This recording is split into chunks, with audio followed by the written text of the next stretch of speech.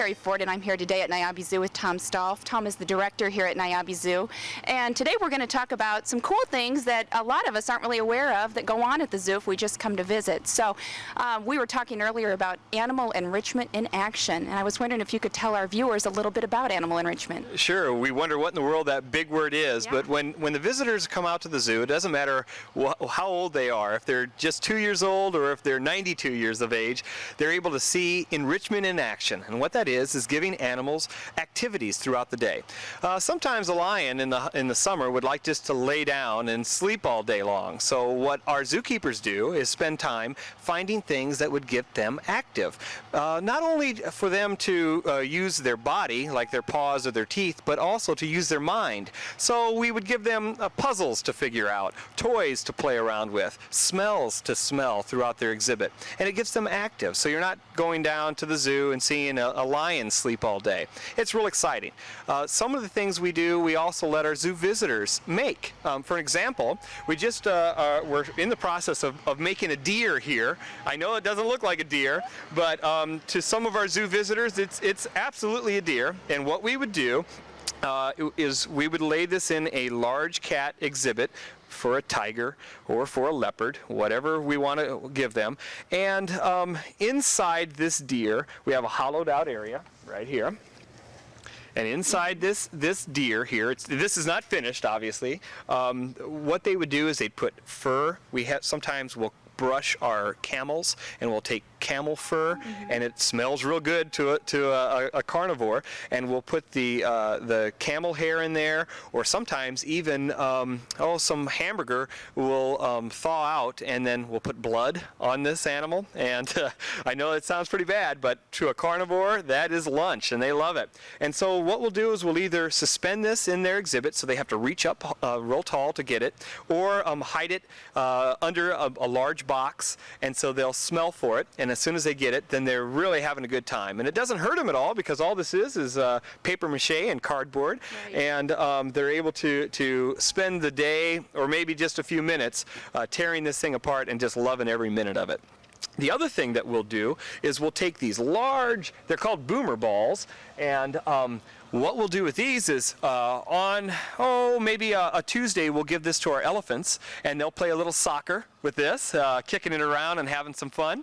And then from there, we'll move it into our petting zoo so the goats can move it around and use their horns. They also, as the goats are playing with this, they'll rub up against it and get it really smelling like a goat. And from there, it goes to our carnivore exhibit. And so the lion will smell the goat on the ball, then they'll wrestle around with the ball and have some fun with it, and they'll play their soccer as well. So enrichment is fun for the visitor, but it's really fun for the animal, and that's important. Great. So we're exercising the animals, and they're getting, they're having fun along with it. Great. Tell me what other types of enrichment the visitors might look for as they go through the zoo. Well, when we start talking about enrichment, it can go anywhere from toys to food items. And you'll see in our primate area, we'll make popsicles. And what we do is we take natural fruit juice, and we'll freeze these in either ice cube trays or as big as a 55-gallon barrel, and then we'll place these in the primate exhibits and the monkey exhibits, hanging from a tall swing. So when the spider monkeys are real active and it's a hot day, they'll actually grab a popsicle and try to figure out how to get it off the container, or out of the container, or off the swing, and have some fun with it. So again, it's entertaining. It's also good for them too. And they're learning, it sounds like, as they're doing it as well. We have a local university, Western Illinois University, that will have some classes here, and during the season, while their classes are going, they'll have students research and study our animals. And some of the studies are to find out how long an enrichment item lasts. How long did it take the white-handed gibbon to open the container and get the peanut? And I guess it's not news-breaking information, but I tell you, it's really important to us as biologists. All of the zookeepers here have their biology degree, and we study our animals, and we encourage other students to come into this field and to learn about these animals. all the animals here at Niabi Zoo, I say they're the ambassadors of their species, and we learn from these animals. The reason why Niabi Zoo exists is for research, education, conservation, and recreation. It's fun to go to the zoo, but we want to learn about the animals, and we want you to learn as a zoo visitor. So it's an essential part of this community to have a zoo. We're the third largest zoo in Illinois. That makes us way up there, right there with, well, Brookfield Zoo, Lincoln Park, and then Niabi Zoo. Now, there's a big difference between second and third, but it's an essential part of our community, and we strive to be a conservation education station. That's what we say that Niabi Zoo is for this area, is a conservation education station where you can learn about animals, have fun watching enrichment in action. Tom, this is awesome. There's so much that goes on here, but I know it doesn't just happen. It takes people to make it happen, and it takes money to make these things happen. Tell me how you're able to provide these opportunities and, you know, all of these benefits to the animals and to the viewers. Well, there's two ways that we do it. The first way we do it is volunteering. It takes a lot of time to make all of the enrichment that with either food items like making the muffins or making the popsicles or making the deer that we have here. And we need volunteers. And we do that by either asking a zoo visitor to spend 10 minutes in our education center making a bird toy with a rope and some rawhide that we get donated. So we need volunteers. And the second, unfortunately, we need money. And we have a program called the Adopt an Animal program. And that doesn't mean that you're going to adopt an animal and we're going to drop Kathy Shaboom off in your front yard. That's not going to happen. What that is a way, it's $25 per animal or more if you'd like to give more. And what that is saying is you're sponsoring enrichment in action. You're able to spend money for a boomer ball or the materials to make things for the animals. It's important, and we need all the animals. We have over 1,000 animals here, and we need all the animals to have enrichment in action. And that's the way that the community can give back. Once I started working here at the zoo, we started talking about how we can improve Niabi Zoo and make it a better place for the community. And we started a slogan that says a community zoo needs community support. And the zoo is really improving. We're excited about that, and we always encourage our community to get involved. And we've had local department stores, area businesses, and people just step up and say, you know, I love Kathy Shaboom. I remember her when I was growing up. I'm going to adopt Kathy Shaboom. And we're able to give Kathy Shaboom and Babe Shebang toys, and that's important.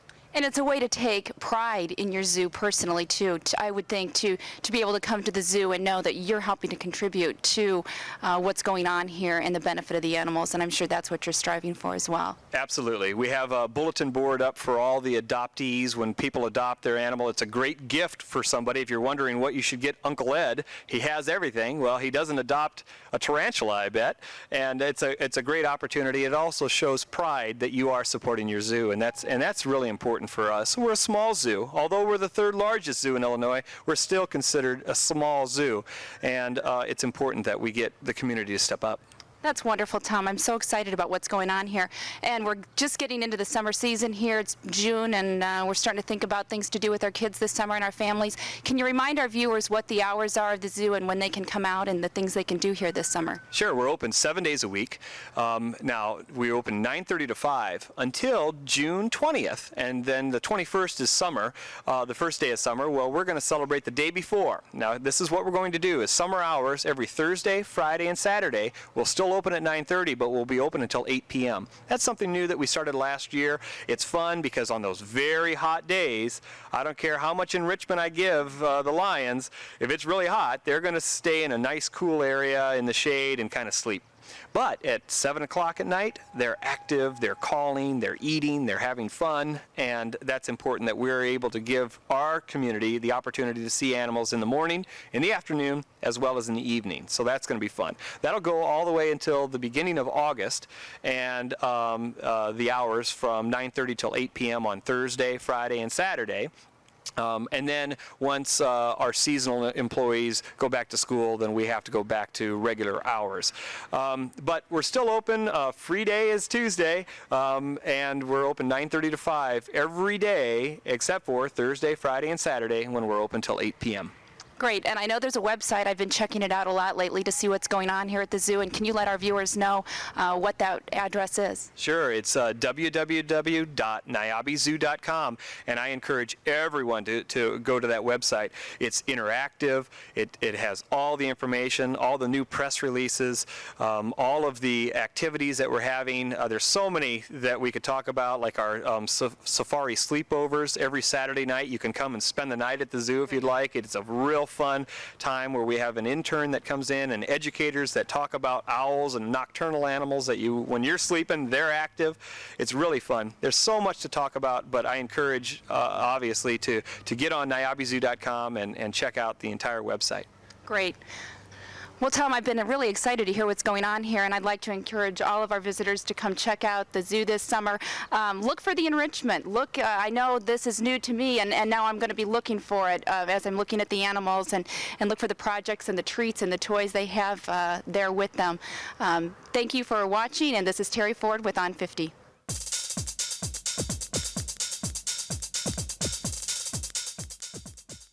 Hi, I'm Jody Edwards, and I'm here at Hammond Henry Hospital with Brad Solberg, CEO. Brad, please tell us what's going on at Hammond Henry Hospital. Certainly, Jody. We are probably about 5 weeks away from completion of our building project. This project we started back in July of last year, and it's a $5.8 million building project, and it's been a long time in the planning. It's quite the undertaking, because it's going to bring all of the physicians in our community on campus. And if I'm not mistaken, planning for this actually started back in the late 1980s. And June 14th and 15th are the dates that we are targeting for Trinity Family Medical Center and Trinity Medical Group to come over and move their offices. So we're busy. In fact, you can probably hear a vacuum cleaner in the background, but we're busy getting ready for them to make the move. And what physicians will be moving into the building? It'll be all of the primary care, the family practice doctors in town. I could roll through the list, but I'll probably leave one or two of them off. But also our general surgeon, Dr. Parikh, will be moving into his office suite upstairs. There's 14,500 square feet in the ground floor, and 14,500 square feet upstairs. Most of that will consist of our surgery center. Surgery is something that we've done very well at Hammond Henry for the last 5-10 years, and it's something that we felt we needed to grow, to build upon. That is going to be a state-of-the-art surgery center, and along with that, a suite for Dr. Parikh. And why was this decision made? We're just looking towards the future and where we need to be. The hospital itself, of course, we just celebrated our 100th anniversary last year, and looking at the facilities and the services that we provide, need to make sure that we're offering those that are up to date to go along with the people within them. We're very proud of the physicians and the nurses and the technicians, and to put them all together in a building that's state-of-the-art really is going to be a wonderful thing for the community. And what was the change from Genesis to Trinity? Can you explain that a little bit? Certainly. Family Medical was in existence for many, many years, and back in 1995 or 96, I think it was, decided to sell the practice to Genesis. And Genesis decided last year to change some of the contracts, and I really have to hand it to the doctors over there. Took a hard look at what was best for their group and also for the community. I'm very pleased to see the group that's always looking out for what's best for Geneseo. And they decided that moving their practice over to Trinity was in everyone's best interest. So both clinics now are affiliated with Trinity Health Systems. So we've seen ourselves working much more closely with Trinity over the last several months on several other ventures, but it's a nice fit. We are still an independent standalone hospital, but just because of the relationship with the physicians, we do see more of a match right now with that group. Is the word Hammond Henry Hospital going to become obsolete once Trinity moves in? By no means. We are still Hammond Henry Hospital. Our physicians, like I said, think of Hammond Henry first.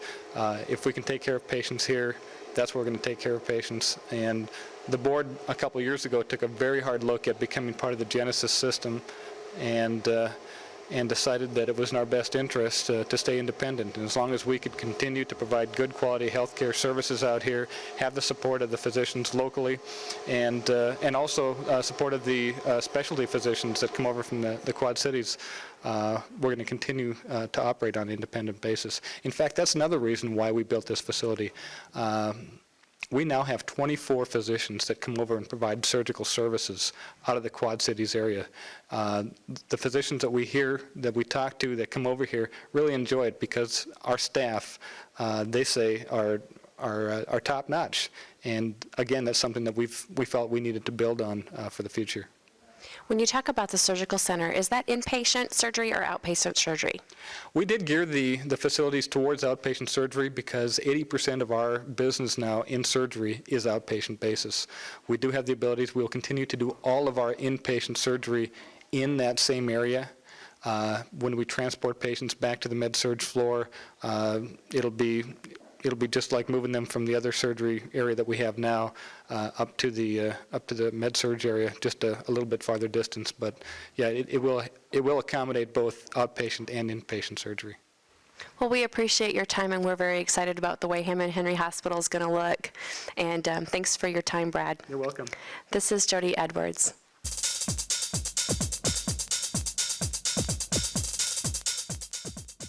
Hi, this is Melanie Rice with Angie Snook here back at the museum, and Angie and I are back together to talk about some things that are going to be happening in the spring and in the summer of 2002, and Angie has many things planned. First of all, Angie, I should say happy birthday to you. Well, thank you. Our museum, our historical association at the museum here is 30 years old this year, so we are going to have a big birthday party this summer, and the public will be invited for cake and celebration and to see all the changes of the museum. We originally started in 1972, and we were at the Richmond Hill home at that time, which has now been torn down, and we were there between 72 and 75, and then we went to the old Hammond Library, which we were until we moved over here. So our 30 years, we've come a long way. And you have seen a lot of changes, I'm sure, with the artifacts that you've gotten in and the different sort of buildings and the people that have come through. Well, we are now over 40,000 artifacts that we have inventoried, and I think I have probably 10,000 more to inventory the way it seems, but it's been wonderful, and the growth and the fact we finally own our own museum, which makes it even more exciting to celebrate 30 years. And some communities aren't really sure just how lucky we are, because it is a huge, huge thing for our community to have this. Well, and as I travel around and do programs at other museums, I come back and think, oh my goodness, we are so fortunate in Geneseo to have such a large, beautiful museum, but also that it has so much history abounding in it. And what's really nice about what Angie does here at the museum is she puts on a lot of programs. And some of the programs are geared towards children. Well, last Friday night, we had a children's tea. It was Abby Levine's 10th birthday, and so she had her friends at the museum for a tea party, which was wonderful. It started at 6:30 and was going to be over by 8, but it lasted till 9:15 because we were all having too much fun. But the girls got to dress up in all the different little hats that I have, and we take a lot of donations of 50s and 60s and 70s hats, which are relatively new, but they're fun for the girls to dress up in, as well as the old aprons. So we had a real tea party here at the museum. And I'm sure the girls thought it was great because hats are just not part of our world anymore. No, hats and gloves and aprons are three things that are pretty much gone from the woman's life today, although hats are starting to make a comeback, but the little lace gloves haven't. No kidding. Well, let's talk a little bit about some more programs and things that you're going to be looking forward to for the summer. Well, we're going to have a 1920s display. I've been doing several programs around the state of Illinois on clothing over the ages, and it's been really a lot of fun and well accepted. And so as part of it, we decided here we should do a 1920s display of all the old dresses, the clothes, the shoes, a lot of the fascinating facts about the 1920s. And the old saying, "You've come a long way, baby," came right out of the 1920s when we became liberated women, and we got the right to vote, and we also got the right to have our hair cut. And I'm not going to go through all of them because you need to come to the museum and see exactly what the 1920s were all about. Okay, and are some of those things hanging over there on the stairwell? Yes, that's a few of the dresses that will be on display. display for the 20s era. We also have the shoes. Of course, it was the flapper era, the big jazz band era. Chicago was the hub of the 1920s. Women started smoking. Swimsuits will also be on display from the 20s. I'm sure the young high school girls will find them quite unusual from today's type of swimsuits. I'm sure, and that's probably the swimsuit I'd probably like to have on today, so it's a little chilly. And they're made of wool. Okay, that's even better. Is there anything else that you kind of want to highlight about our museum here? Well, we have gotten many new artifacts in from Claire Mortiboy, and she has given us a lot of things over the last couple years, but one of them is especially special because it's a 1907 doll. It's a German doll, and it has a porcelain head, and she has a calf body, which is very, very unusual. And she is an absolutely beautiful doll. Les Dees built a special place to put her in the corner there, a tripod to set her on so that she can be viewed without being touched. We also have her original wardrobe and wigs that she would wear as well. It's just a beautiful, beautiful doll, and everyone who walks here into the library notices her right away. It's a great place to have her. And so when girls would play with these dolls, which I assume they did, they would often change the hair and the clothes? Oh, sure. They had human hair, too, which is quite unusual. And for special occasions, I might even allow some of the people to touch the hair because you can feel how different it is from the synthetic hairs that we have today. And probably that is also why a lot of the hair held up, where the synthetic hair gets all munchy and bunchy and looks like a little rat's nest, where these children played with them and they actually are pretty hair. All right. Well, it is a beautiful doll, and I bet you're feeling pretty lucky to have it.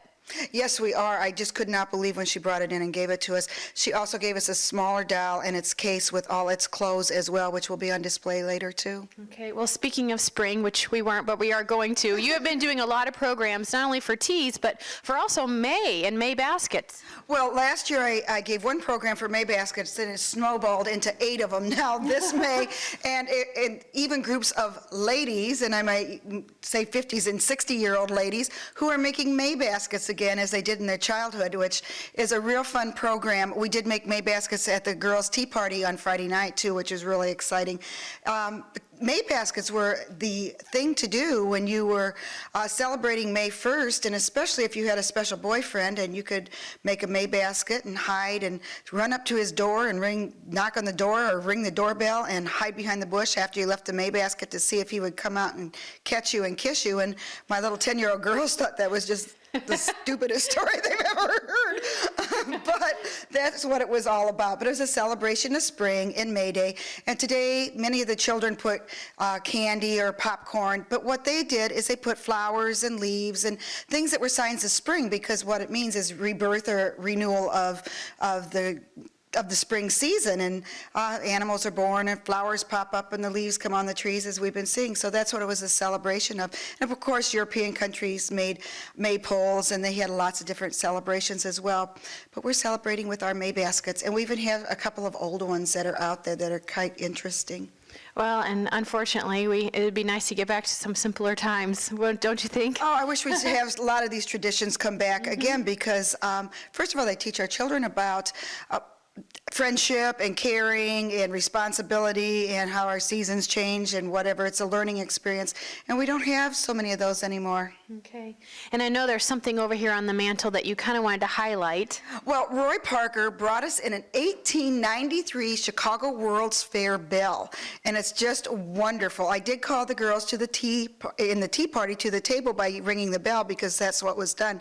But then to explain to them that it's an 1893 Chicago World's Fair bell, and it was a lady from Geneseo brought it back here, and it is, I'm researching even more of it, and it's just a beautiful bell that we're real fortunate to have, and thank Roy for giving it to us. Well, and it's quite dainty, and I'm glad it's right there on the mantle, kind of high. Yes, it will probably be in a glass case soon. I would imagine. And if you haven't noticed, which I'm going to call your attention to it, as we walk through the museum this time around, there's been a lot of changes, mainly in the floor. Yes, our early 1960s carpeting and the entryway, library, and the formal parlor have been taken out. We'd like to thank the JCs and Les Dees and all the people who helped out, Linda Flatt and her daughter, and for everyone who came this Saturday, tore out the carpeting and the padding and found these absolutely beautiful floors. Well, and I know you have some big plans for what this place is going to look like. We have to take it slowly in different phases, but this is a big step forward, and it really looks like we're in a home from the 1860s now, and everyone who comes in comments at how beautiful the floors are, including the preservation man who was looking at the floors last Wednesday night and said they're the nicest floors he's seen in an 1860 house, so we're real proud of them. Well, with preserving these floors comes money, and I know that the community has been very supportive of this.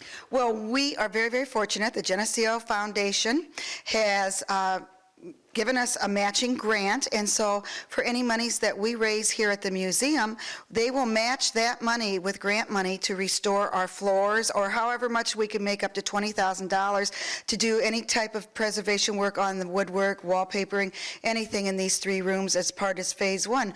So it depends on what we can raise for towards the matching grant, that how far we will go, but we're just thrilled that we can even go through this step 1.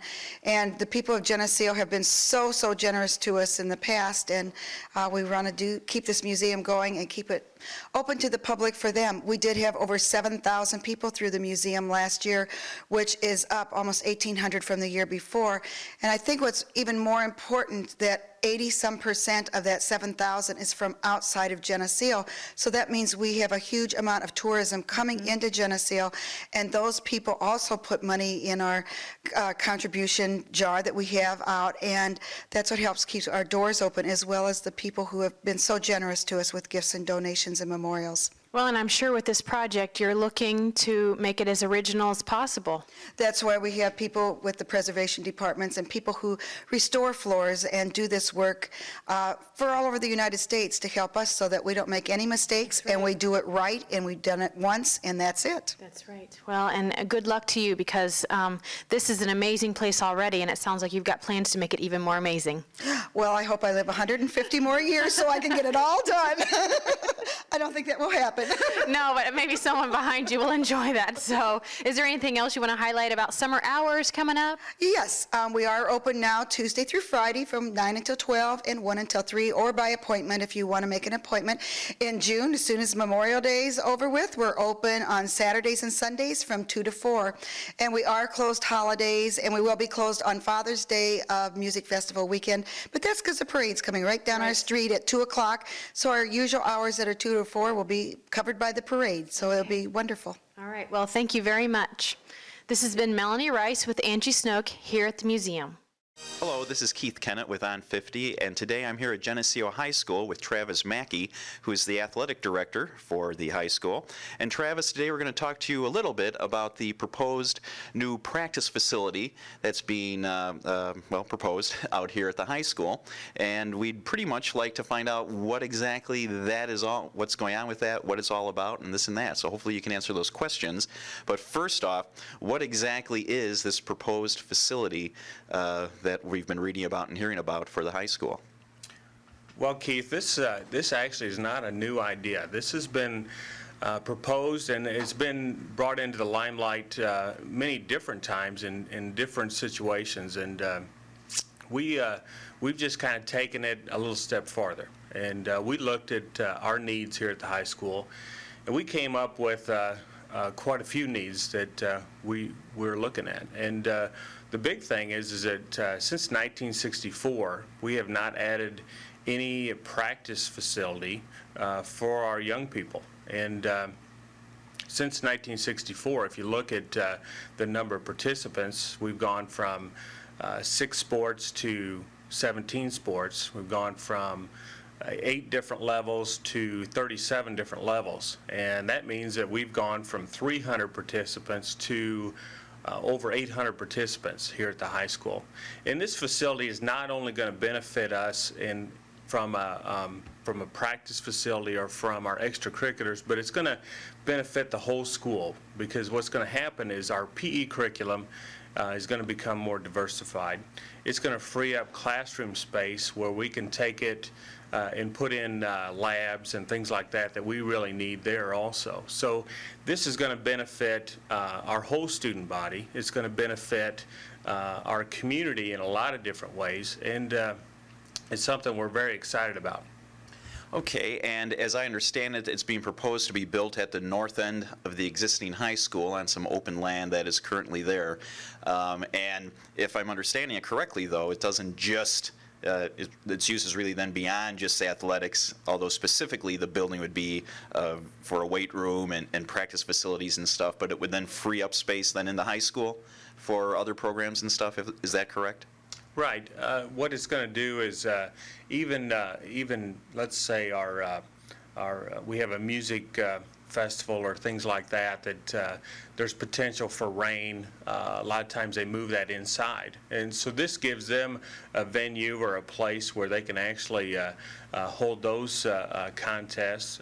We have our Christmas programs and things that come to the high school, and there's no contradicting there if they want to have their concert here, and we can still hold different things in their new facility. So it's going to benefit, like I said, it'll benefit not only the students here at the high school, but it'll benefit students in this whole community. And plus, there's opportunities for, we've talked to the community center about some opportunities that we can work together on different things that they have going, and that's been real positive right now. We've had great positive feedback. And one of the things I would like to mention is the district is not supplying money to build this building. This is going to be done with private donations, with corporate donations, and with grant money. So that's something that we're excited about too. Well, and that kind of leads into my next question, and that I was going to ask. Certainly times are tight, particularly with the school district. There are some budget issues and stuff, and the question may be asked, well, this is really, not a great time to be thinking about building a new facility when we have other financial needs. But this really isn't then funded by school funds, if you will. It's strictly a 100% community donation type project? Right, and we've started the campaign right now. The fundraising has begun. We've been very fortunate that there are some corporations that are starting to give us pledges. We have some grant money in place, and it's going very well. And we just kind of want to get this out to the public and let them know about it, so that if there's a case that they want to be involved in this, and they have that opportunity. And that's kind of, we want to make sure that everybody's informed as to what this is about. I mean, we're looking at a facility that has 3 full-size courts, 160-meter track around it, a 5,000 square foot weight room, cardio room kind of thing, combination. And I think that it'll benefit all of our student body. And the biggest thing for us is that it's going to get our kids home earlier. Right now, under our current schedule, our kids are practicing until 8 o'clock at night. And under this, with this new facility, we'll be ending practices around 6 o'clock, which we think is going to be a great asset for us and a promotion for our families and our parents and things, that we will be getting our kids home earlier. And in turn, the Little League programs that also use our facility, we'll be able to get those kids home earlier. Now, no longer will they be here at 9:30, 10 o'clock at night, but they'll be getting home earlier, and I think that that's just builds for more of a well-rounded person and family and community. Well, and having 2 daughters that are middle school age, and you actually pretty much answered what was going to be my next question, but with basketball and being active in sports, I know that the space is at such a premium that a lot of times their practices and stuff are pretty late in the evening. So these facilities aren't then just strictly high school related. They could potentially at least be available for a lot of the youth sports programs and stuff, or other groups to utilize as well, which could then take strain off of the other facilities in town? Absolutely. We've talked to the other principals at the other buildings, and they're pretty swamped too, because we want to provide opportunities for our young people, and so that means gym space at all the different elementaries also. So that could take some of the heat off of them. And whenever you go to do some renovating and things like that, and if you have to shut down a facility for a certain portion of time, this doesn't impact a lot of people that way too. We can do some things that, whenever you have to try to do some painting or do some fixing up, you can do that without taking away time and space. What is the estimated cost for this facility? And just briefly, what would be some of the different donation avenues available to someone? Yeah, what we've done is we've taken a conceptual drawing, and we've taken it to a couple different builders, and we've actually asked them what is your estimated cost for this, and they've put us in the ballpark of about $2 million, and that's depending too on. We're expecting some gift in kind money, which would mean that people would donate either labor or they would donate material for this. And we've already got some people that have already stepped up, and they've said they're going to donate certain items. So that'll actually take that cost even down farther. So we put it at about $2.1 million to keep a little bit of a cushion and to make sure that everything is okay. But we're saying that that it's going to be right around $2 million, and we've tried to set up a lot of different levels of recognition. We're going to have a wall that's going to recognize some of the big contributors as far as money goes. We're also going to have walls that are going to be it's kind of along the lines of the bricks that a lot of people have done, except we're going to do it a little bit different. We're going to make it actually a granite block that's going to be 50 inches by 50 inches, and then we're going to separate that into sections, and actually where people can be recognized on the granite block, which is going to give it a little bit of character, going to give it a little bit of distinction that we think is kind of unique, but we also think that Geneseo is unique, and that we need to kind of do something that would kind of add a little bit of flavor to that. So there's a wide variety of recognitions that we're going to do throughout this this whole process, and I think that anybody that would like to get involved, that would like to be part of this, there's definitely a place for them. If the fundraising doesn't go as well as is hoped, or maybe the time frame on it goes a little slower and what have you, what is the thought of the committee on this insofar as would they then proceed ahead with the building and maybe make it smaller, or maybe, you know, cut back some on it? Or is the thought more, if we're going to do this, you know, we're going to do it right, we're going to build it right for the future, and we just won't do it until we have the money to do it right? Well, our thought is that we don't want to have to try to do something over again. When we sat down with the committee members, and one of the things that was brought up was the fact that we want to make sure that if we're going to do something, we are going to do it right, and that we're going to go out and we're going to do our best and put our best foot forward, so that when people look at this, they're going to say, "Wow, you guys did a nice job." Or I'm glad that you put that kind of effort into it, because we don't want to try to scale anything down. We don't want to make a smaller version of what we've got, simply because the fact that I think that when people invest in this, they're investing in a product, and we want to make sure our product is good. And that's kind of where we're at. We're going to be patient. We're going to be diligent. We're going to keep moving forward. And I think that we're going to be surprised, because we've got a lot of people that are very much behind this, and a lot of people that have seen the need for this for quite a while, and a lot of people that say that this is something that I want to be a part of. So I think that we're going to be in good shape. Now, one of the things we've done with the builder is we've arranged it so that to make it a little bit easier for us, is that it's a lease to purchase type arrangement, where they would actually build the building and lease it back to us over a 4-year period. So when people are asked for contributions or asked for pledges and those type of things, they can actually spread that out over a 4-year period. So it makes it a little bit more feasible. We've also created a foundation to run the money through.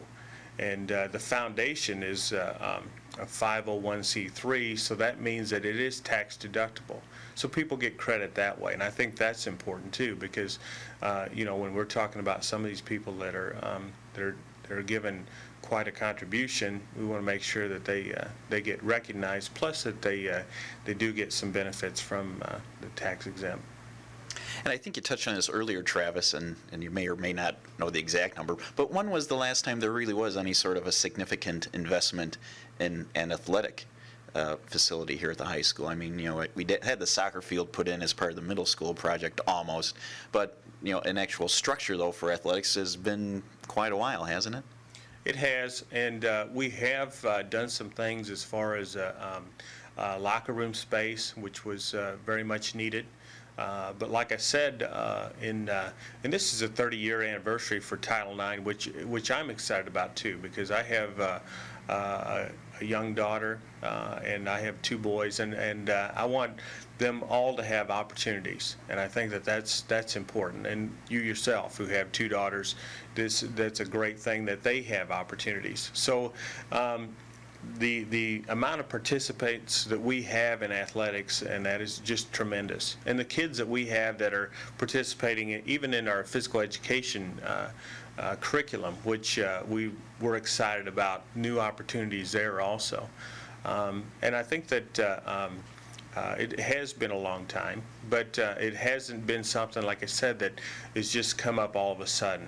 There's been some planning done when Mr. McAvoy was here as the principal, and it's kind of been carried on through, and we've just kind of determined that this is a great time for it to happen. And I think that the attraction for our community would be greater if we have this facility, and I just think that there's a lot of opportunities for us to kind of even bond together. One of the things that we're going to do that they've done in Mahomet Seymour is they've opened up their facility early in the morning for community walkers that want to come and walk on the track, and we are planning on doing that. Before school starts, if somebody wants to come in before work, walk on the track, that's going to be available. We've kind of determined that there needs to be a connection between the school and the community in some way. So this is actually then something that is, while new to us, really isn't necessarily then all that new to neighboring school districts and stuff to have a facility such as this? Right. In fact, when we did a lot of background checks, we looked at a lot of different schools, some in this area, but a majority of them are actually all throughout Illinois, and that are already implementing things like this, that have them. We asked them about the strengths and weaknesses. We did a lot of legwork on this to make sure that it was something that would fit our need. In fact, our facility is kind of modeled after East Peoria's facility, and the way they set theirs up. And I think that we saw that it was very user-friendly. It was wide open. It was not a real complicated building.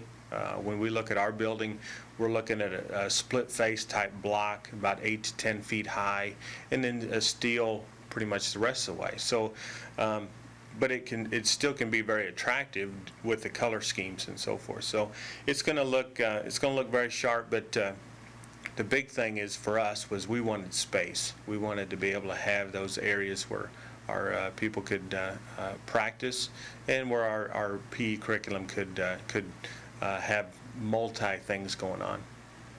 Okay, well, Travis, thank you very much for the information, and certainly we wish you and the committee the best of luck in the fundraising and for answering all of our questions on this.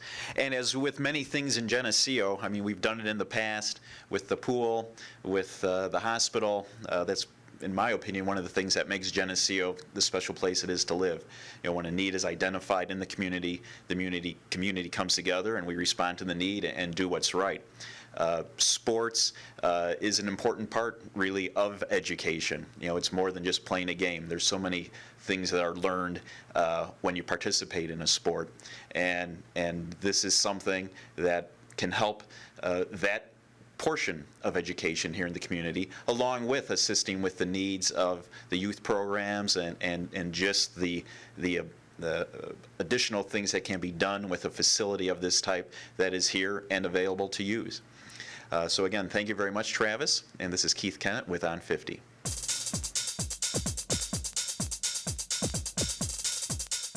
Hi, Hi, this is Terry Ford, and I'm on 50 here at the zoo again, and I'm with Tom Stoff, and I'm so excited about this morning because he has a really special guest with us. The zoo's newest addition is here, and I'm going to let Tom introduce her because I think she is his pride and joy, but she has stolen my heart too. But tell our viewers about her, Tom. Sure, this is Savannah. She's 5 weeks old, and she's an African lioness. A lioness means that she's a female, and she came to us from a zoo in southern Missouri. Unfortunately, Mom didn't take care of her or 3 other brothers, so they contacted Niabi Zoo and asked if we were able to raise one of the lion cubs.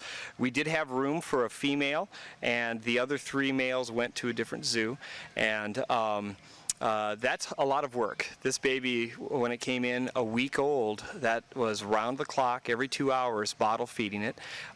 She drinks a milk formula that we make here at the zoo, and what we do then after every 2 hours, then as she got older it would go to every 3 hours, and now we're to every 4 hours, which is important to us because we need our sleep.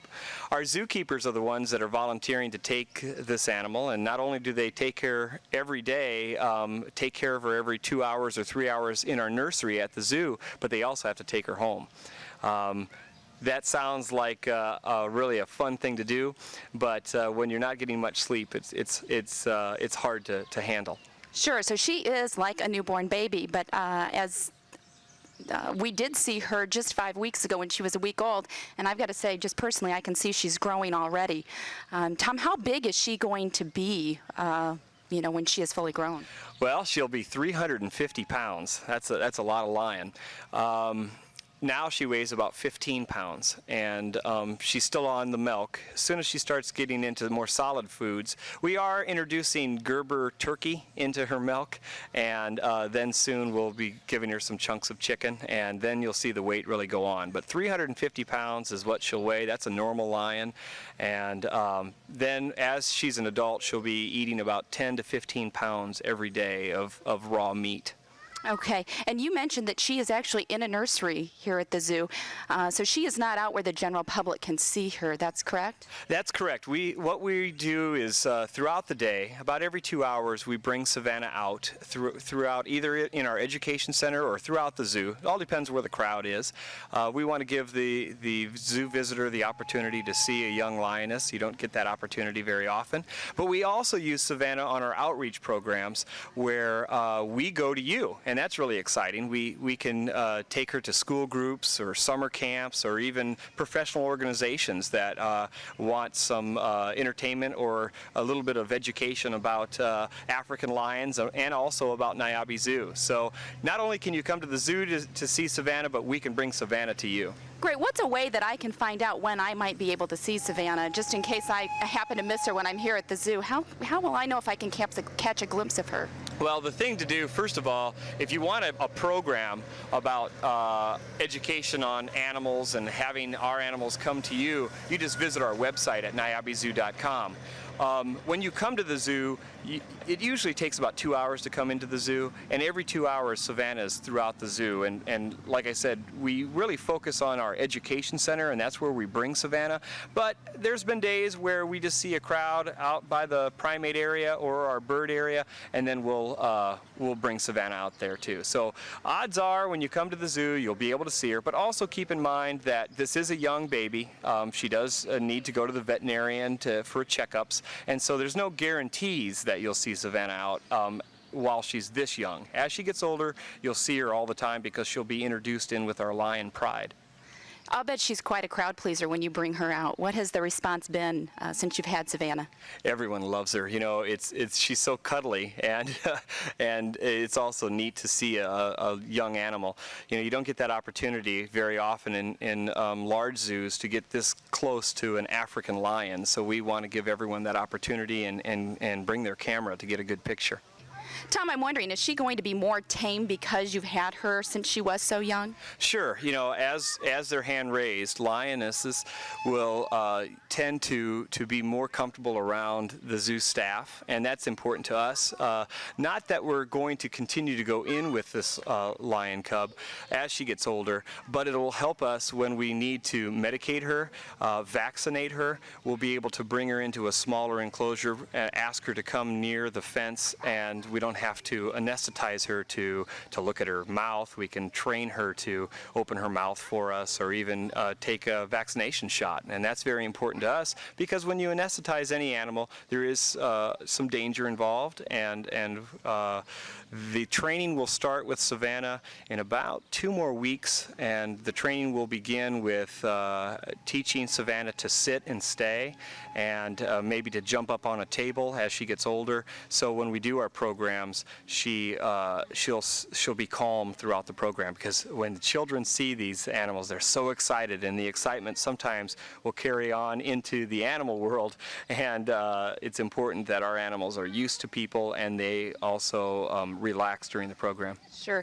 Tom, tell me, how lucky are we at Niabi to have a cub like this so young? Well, we're very lucky, and I can't emphasize how hard it is to raise a week-old lion cub and to be so successful. So we're very happy that Niabi Zoo was called and the offer came out, and we also had the opportunity to raise her and also show our visitors as she's young. Some zoos, they'll just keep them in the nursery for quite a while until they're 6 or 7 months old. Great. Well, it is July, and to change subject a little bit, it is getting warmer, and I'm just wondering, along with Savannah, there's, all the other animals to visit. How do they deal with the heat out here this summer? Well, they're just like people. They find cool spots, and the cool spots are usually the shade trees in their exhibits. Sometimes, though, it's inside. So that's why Niabi Zoo started their evening hours, and starting today, June 20th, every Thursday, Friday, and Saturday, all the way into middle of August, we will be open until 8 p.m. And that'll be fun, because then you can come when it's not so hot, and you'll see the activity of the animals that are active during dawn and dusk. So it would be fun to come at 2 different times during the summer, so you can see the animals doing a little bit of everything, I would imagine. That's right. That's right. Great. Well, Tom, I want to thank you so much for letting us come down to the zoo and get kind of a behind-the-scenes look at Savannah and everything else. And I want to encourage our viewers, there's always something new going on here. There's Savannah, and there's new things to do all the time, and the zoo looks gorgeous. So I want to encourage you to come down, check out the zoo, and we'll see you next month here at the zoo. I'm Terry Ford on 50.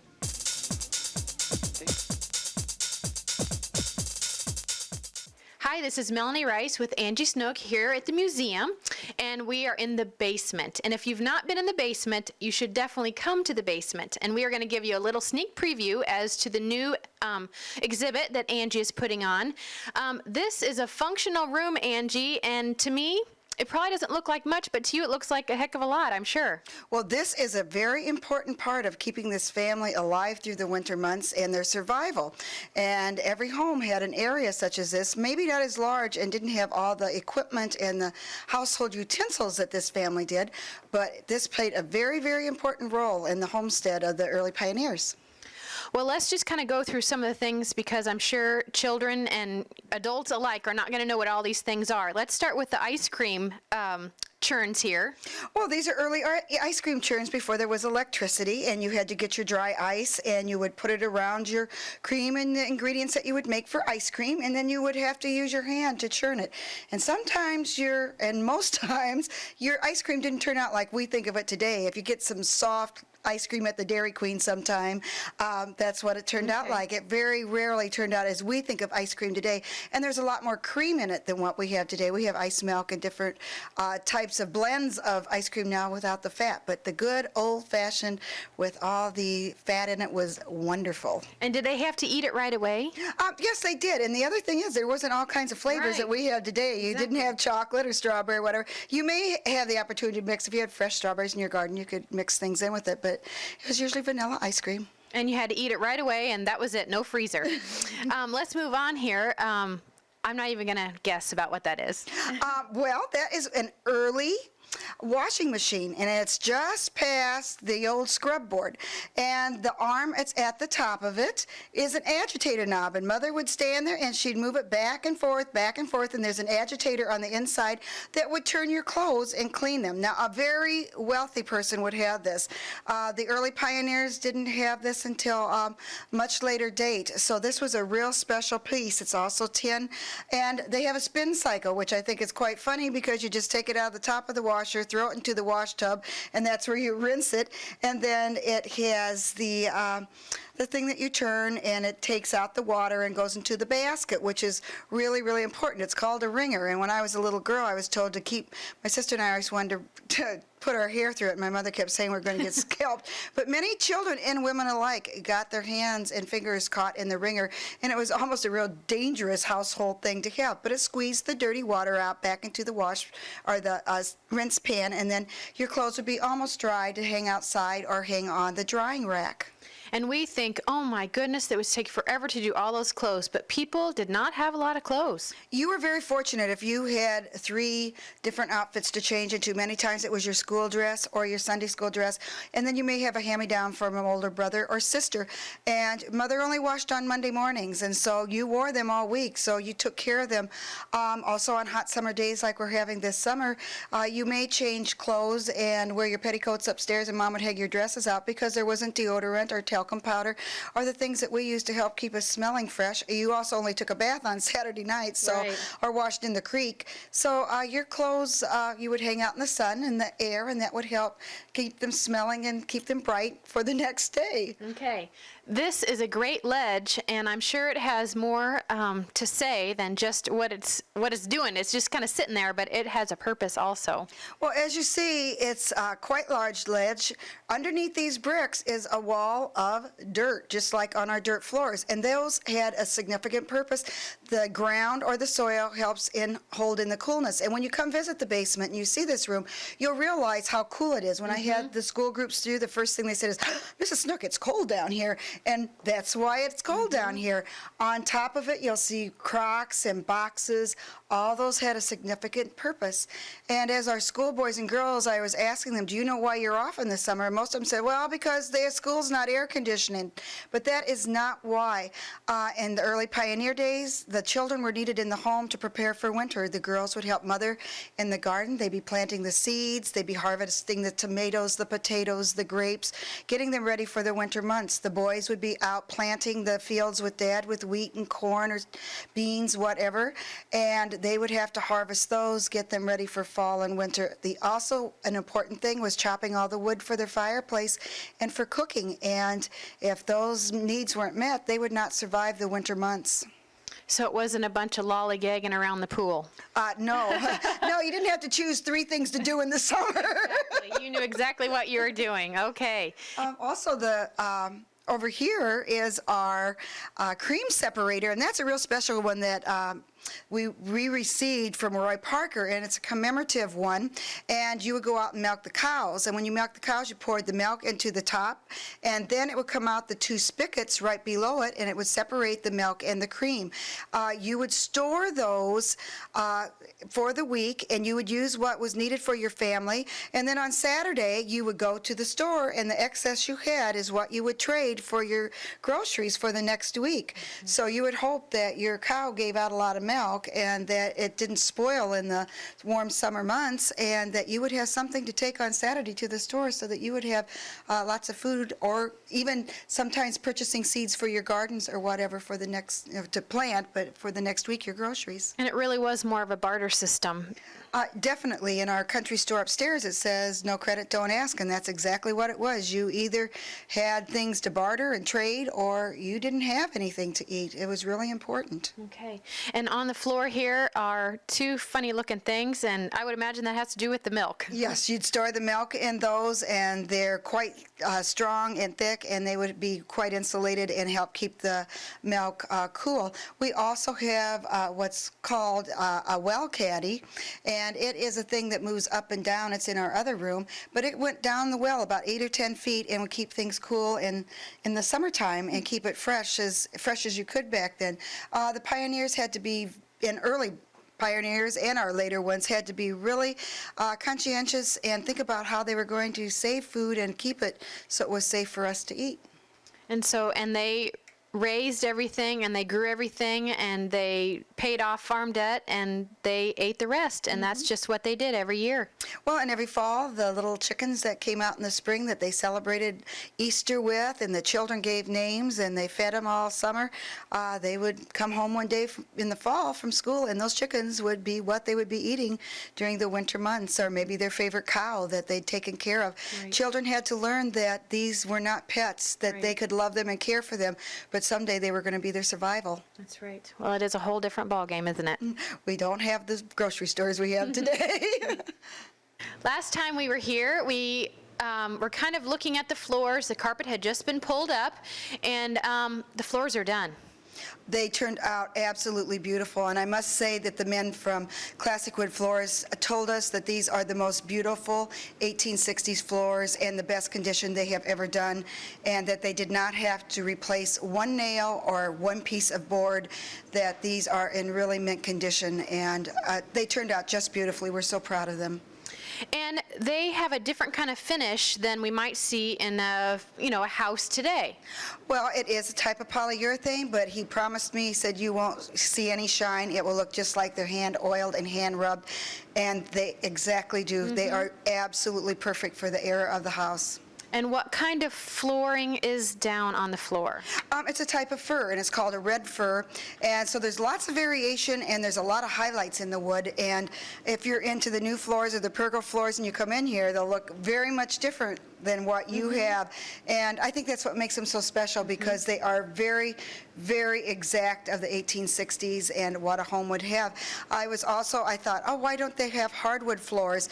I thought when we tore up the rugs it would be oak or something as such, but pine or fir floors were the most expensive woods. Wow. During the 1860s. They were not available in this area, and so having these red fir floors were actually an extravagance for this area, which I was happy to find out because I didn't realize that myself. And a sign of wealth, I'm sure.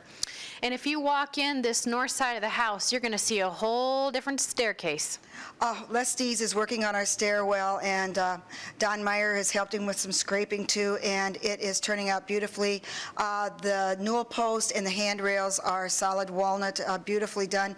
It's being done in a colonial style, which we checked with the state preservation as well as the national preservationists, and it's a perfect way for us to do it. There are different types of woods used. So this is just going to be a beautiful classic stairway and perfect for our house. And this is the south side. I'm sorry. As I'm standing here, I can't figure out my directions. This newel post did not look like this the last time we were here. You couldn't even tell it had all the neat decorations. It's very ornate, very carved. We didn't even realize all the intricacy that was in the newel post, and with all of the layers of shellac and varnish, and underneath that was the original graining, which was an old milk paint, which was very, very difficult to get out. You can see how beautiful it is. And actually what we didn't know is the one on the south side here is identical to the newel post on the north side, except this one is larger and is turned off center. And we didn't even know that, and it's hard to believe we'll have owned the house 5 years, November 1st, and we didn't even realize it because of all the gunk and stuff that was on this stairway. Well, what's next? You're working on the stairs, the floors are done. Well, then we'll take next step as it goes, and we need rugs, big rugs for the rooms, especially for under the table in the library. So that's the next step we're going. The woodwork will be taken care of as well. Then as money prevails and our grants prevail, then we will go on to doing something with wallpaper or something else. Okay. With this new beautiful building, I'm sure you're going to want to show it off. Do you got anything coming up here in the fall or late summer that you're going to have an open house or anything? Yes, we are. We're having a special open house in celebration of the museum's 30th birthday. And what we're really going to do is inside and outside scenes, very much like Victorian Walk, except we're going to focus on fall at the museum, have a birthday party. We'll have people at different stations doing different activities of what would have been happening at the time of the period of the house, Right. but also celebrating our 30th birthday. And we are open now weekends, Saturdays Okay. and Sundays as well, from 2 to 4. And we welcome everybody to come in. The basement is open. You just saw one room of many rooms. And as probably many of the school children have gone home and told their parents, we are part of the Underground Railroad.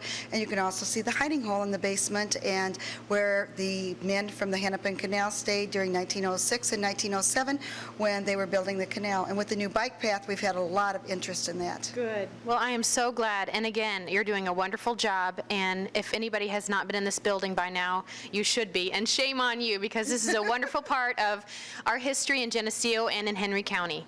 This has been Melanie Rice for On 50 with Angie Snook here at the Historical Museum.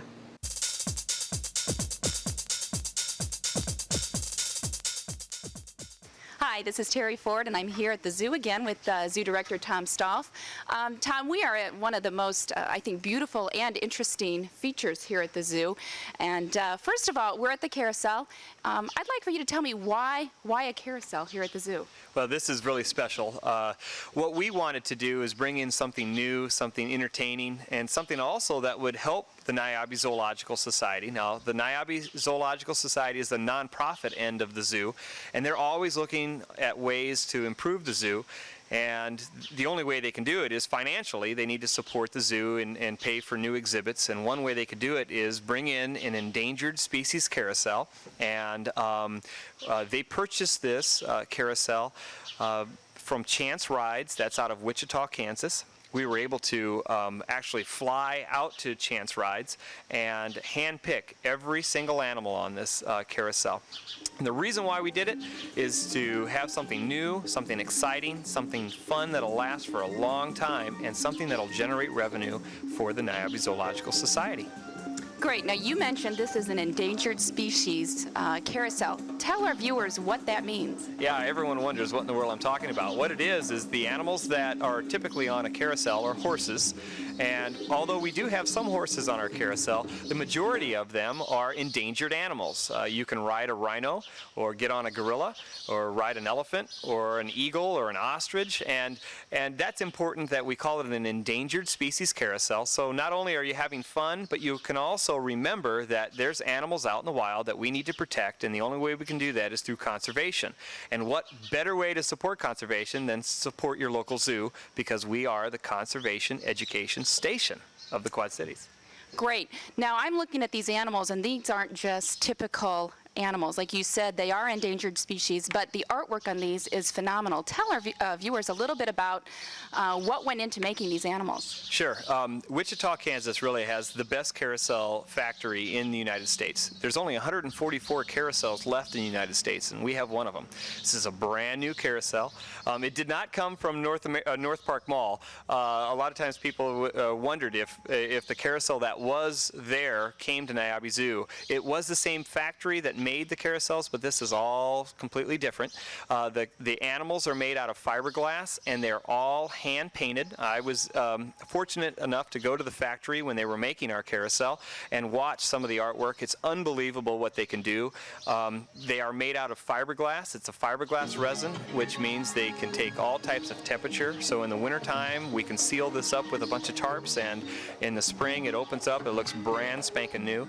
The animals they're saying that they can last at least 40 years out in the weather. We're real excited about that. And not only do they look real, but they're also hand painted to be exactly the same coloration as an animal you would find out in the wild.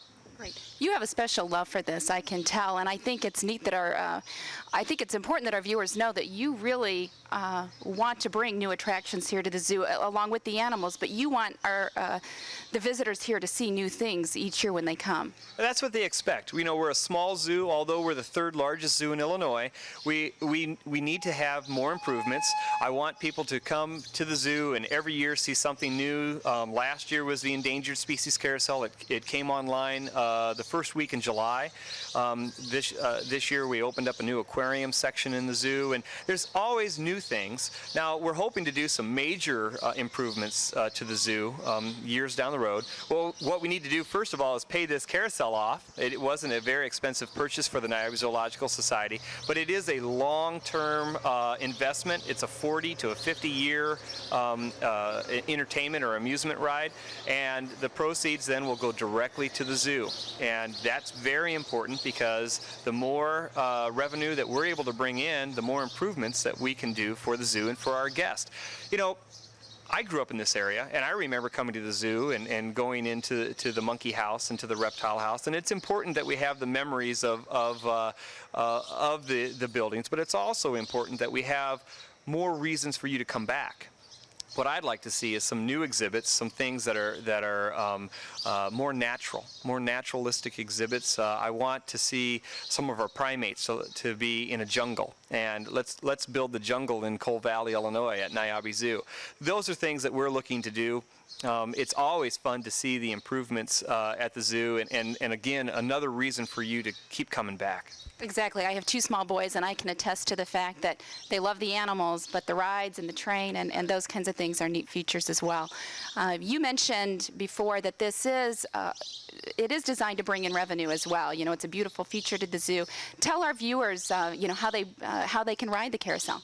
Sure. Well, it's located in the center of the zoo, which I think is really nice because this zoo is really filled with a lot of green space, and it's really fun, nice shade trees and great benches. So we decided to put this carousel in the center of the zoo, and we also although we want to generate as much revenue as we can, we also understand that we don't want to gouge anybody. So what we do is this: if you want to ride the carousel, sit on an animal, it's $1.50 a ride.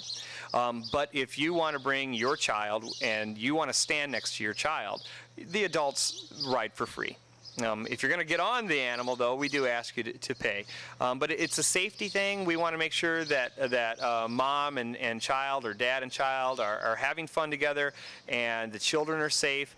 All of the animals have seat belts as well. So if you do not want to ride the carousel with your child, they have a seat belt. They're buckled in, and it's a real fun ride. The ride lasts 2 minutes and 5 seconds. It's all computerized. Every ride is the same.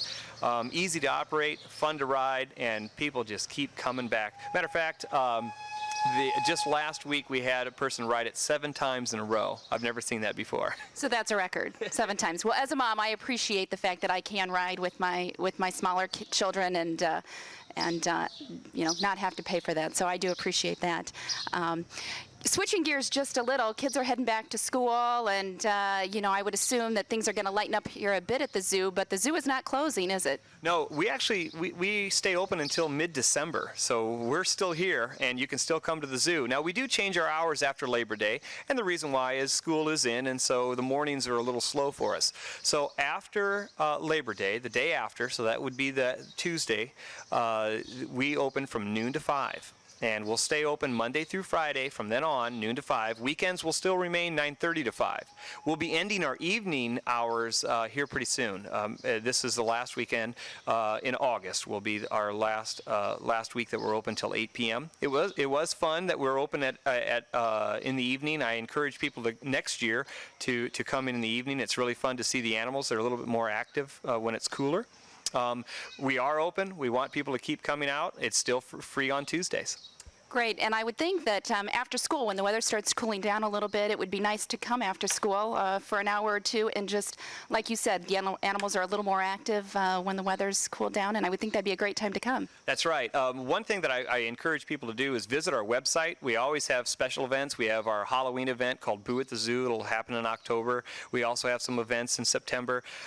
We want you to learn more about that, and the way you can do it is visit www.niabizoo.com. Great. I just want to let everyone know that this man loves his job. Tom does a wonderful job here. Every time I come and visit, it's just amazing to see what's going on. So if you see him walking around the zoo, stop him, let him know what you appreciate about the zoo and what you enjoy. I just can't say enough about what he's doing here. So anyway, I'd just like to thank you for watching, and this is Terry Ford on Channel 50.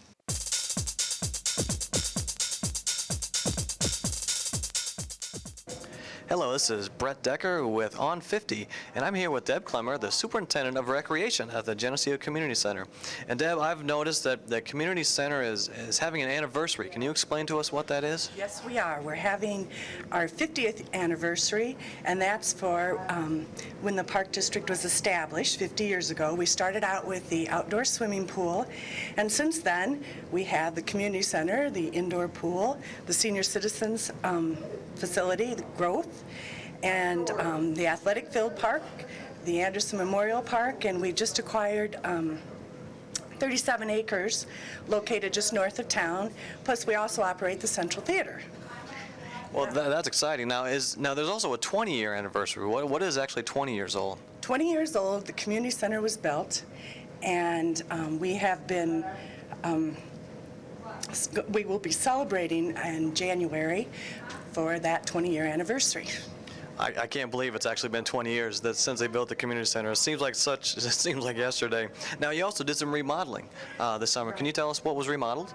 Right. This summer, over the summer shutdown, we painted, well, we've actually repainted everything in the gym part of the community center.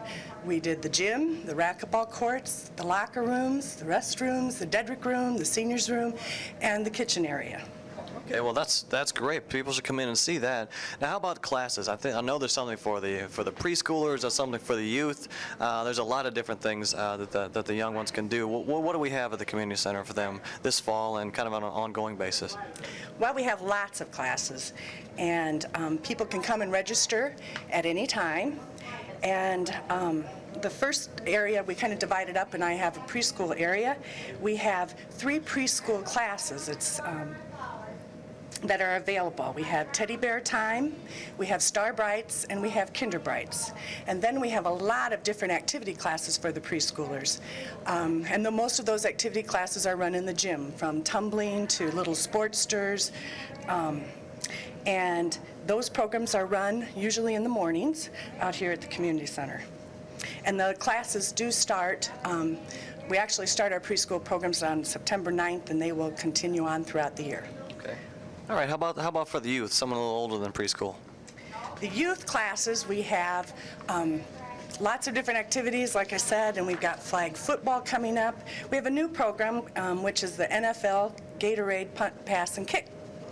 And then we have dance classes and gymnastics classes and taekwondo, weight training for the 7th and 8th grade children, and lots of different things. You know, so be sure to look in our brochure so that you can get all the information.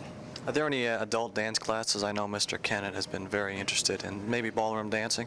We do have private lessons available for someone like Mr. Kennett. It'd be better if people didn't see it. That's a good way to go.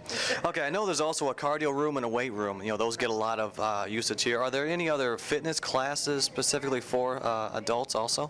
We have lots of classes available. We have 12 land classes that people can participate in and 17 different water exercise classes. So hopefully there's something for everyone out here. Are you interested in me listing some of these? No, that'd probably go into a lot of detail. I'm sure people can come by and pick those up. How about a personal trainer? I know Mr. Kennett's been looking to increase his to go to peak fitness. Is there a personal trainer here at the community center? There is someone just to help him. Sherry Shannon is my fitness and wellness coordinator. She is also a certified personal trainer, and she will help set up his fitness program for him as well as anyone else in the community. That would take her a long time. Okay, how about the are there any leagues that come up? I know we've played in leagues for a lot over the years. Give us an example of what kind of leagues are here. Obviously, for specifics, people would want to call or come in, but what are the popular leagues? Okay, we'll start out this fall with co-ed volleyball, and that's very popular out here. Racquetball leagues are available. And we have the youth inline hockey that will be starting towards October, November. Okay, and how about my little ones just got done with swimming lessons for the summer. I know in the past it would always, they'd be off for 9 months and have to relearn everything in the next summer. But with the indoor pool, are there more classes indoor, or are there indoor swim classes and also indoor classes for, or water classes for adults? Yes, there are. We have swim lessons that go on all year long now. And in the indoor pool, we still follow the same program that we do at the outdoor pool, the American Red Cross. We run the same classes all throughout the year. Some classes are usually, the swim classes for children are usually on Tuesday, Thursday nights, and Saturday mornings. We also have a swim club available, and that's for any child who can actually swim a length of the pool. And then we also have lifeguard certifications, and we have in the past tried to run adult learn to swim classes, so if there's anybody interested in that, all they'd have to do is call and we'll try to set something up for them. Okay, well that's great. Well, thank you, Deb, for taking the time to visit with us about all the things that are going on here at the community center. We'd encourage everyone in the community to come by and take a look at the remodeling that's been done here and pick up a brochure so you can see all the activities that we mentioned here and some of the things that we may not have been able to mention here. Come by, get a brochure, and see what's going on at the community center. This has been Brett Decker with On50. This is Melanie Rice with On50 here with Angie Snook at the museum again, and we're here in the basement. We highlighted the other part of the basement. We got lots of positive responses, and we sure want to highlight this side of the basement. Let's kind of talk about this side of the basement and the significance and some things in this room that we want to highlight. Well, we're still on the 1867 side of the house, which is the south side, and this is where in 1906 and 1907, the men from the Hennepin Canal stayed while the canal was being built. And for the kids that are watching, if they're not familiar where that is, it's a new bike path that's being built. It's right alongside it. And so as they stayed here, as they were building this, they slept here and ate here, and this is a place they had to go to. Okay, and Keith was panning over this, I think we call it a cistern, and I bet this is probably one of the last things we have. Well, it's a cistern cooler. It's made by the Willis Steel Company in Galesburg, Illinois, and it is very early, and you wanted to cool your foods on hot days like we're having now in the 80s and 90s. This would go down into your well or your cistern, and you would keep your butter and your milk and your meats and anything you wanted chilled. You would take it 8 or 10 feet down into the chamber of the well or the cistern, and it would help keep your food cool. And Don Meyer set it up. It looks just like it would be going down somewhere, but actually it's just on the floor of the basement. Many times there would be a cover, a mesh cover that went over it, or a door to keep the food from falling in. But we have this time have not found any area where a little door would have been placed on it. So we're still researching this. Don's even called the company, and we're going from there to see if we can find a booklet or something. And is this a new acquisition, or have we had this for a little while? We've had this for a while, and just now have brought it in and out of the garages. And so, as we always say, every month things are changing and there's new things out, and we've discovered that there's some importance to our house. Most definitely, and this is pretty timely with all the weather that we've had, and you kind of wonder, and maybe people don't wonder, but I sure do, what they did with all of their perishables. Well, and it would be very difficult because without any cooling services, many things would get rotten or would spoil, and so it would be important to be able to do it the best they can, and I'm sure this stayed pretty cool. And here we have a bed. Now, you kind of said that the Hennepin Canal, or the people that built the Hennepin Canal, lived down here for a while. Would this be something that they would stay in? Well, that would be one of the 2 bedrooms that there were. That bed is an old rope bed, and it was given to us by the Major Kurth family. And it's probably not the same type of bed it would have been used by the men because they didn't share their beds.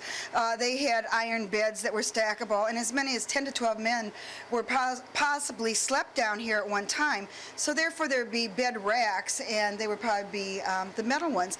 But for the purposes of doing the room, we were thrilled to get this bed because it would be appropriate to the time period, and that it is also roped. Also, if you notice the toilets that are in there, there's the chamber pot under the bed, and then a later stool that's in the far corner, and it was a toilet that looks like a flush toilet, but it really isn't. It's kind of camouflaged. So both of them are kind of unique, and many of our boys and girls who come in ask questions about that. It's kind of difficult for for them to really appreciate that these were a commodity at that time, and we were happy to have them. And at that time, would there be maids to take care of that business, or did the men have to take care of it themselves? Well, unfortunately, these men had to care for that themselves. They didn't have servants or couldn't use the servants in the house here because they were just paying dollars to also live here, and this was a way for the family to make some extra money on the space that they had. This is a really beautiful wooden floor here, and I bet this room had some big significance also. Well, this was their map room, and they could lay out the maps and design where the locks and dams would go and the bridges would be. And my great-grandfather helped build the bridges, so I'm really proud of the fact of the Hennepin Canal. And also in this room, we have some things that were from the first button factory in Geneseo that are on display. Also, there's a wonderful loom, and the rug loom was given to us by Mrs. Carlson's family, and she was the first music teacher in Geneseo, and she traveled from school to school, country school to the city schools, and taught music. And she is now in a nursing home, and the family gave us this wonderful loom, which we have just started to set up.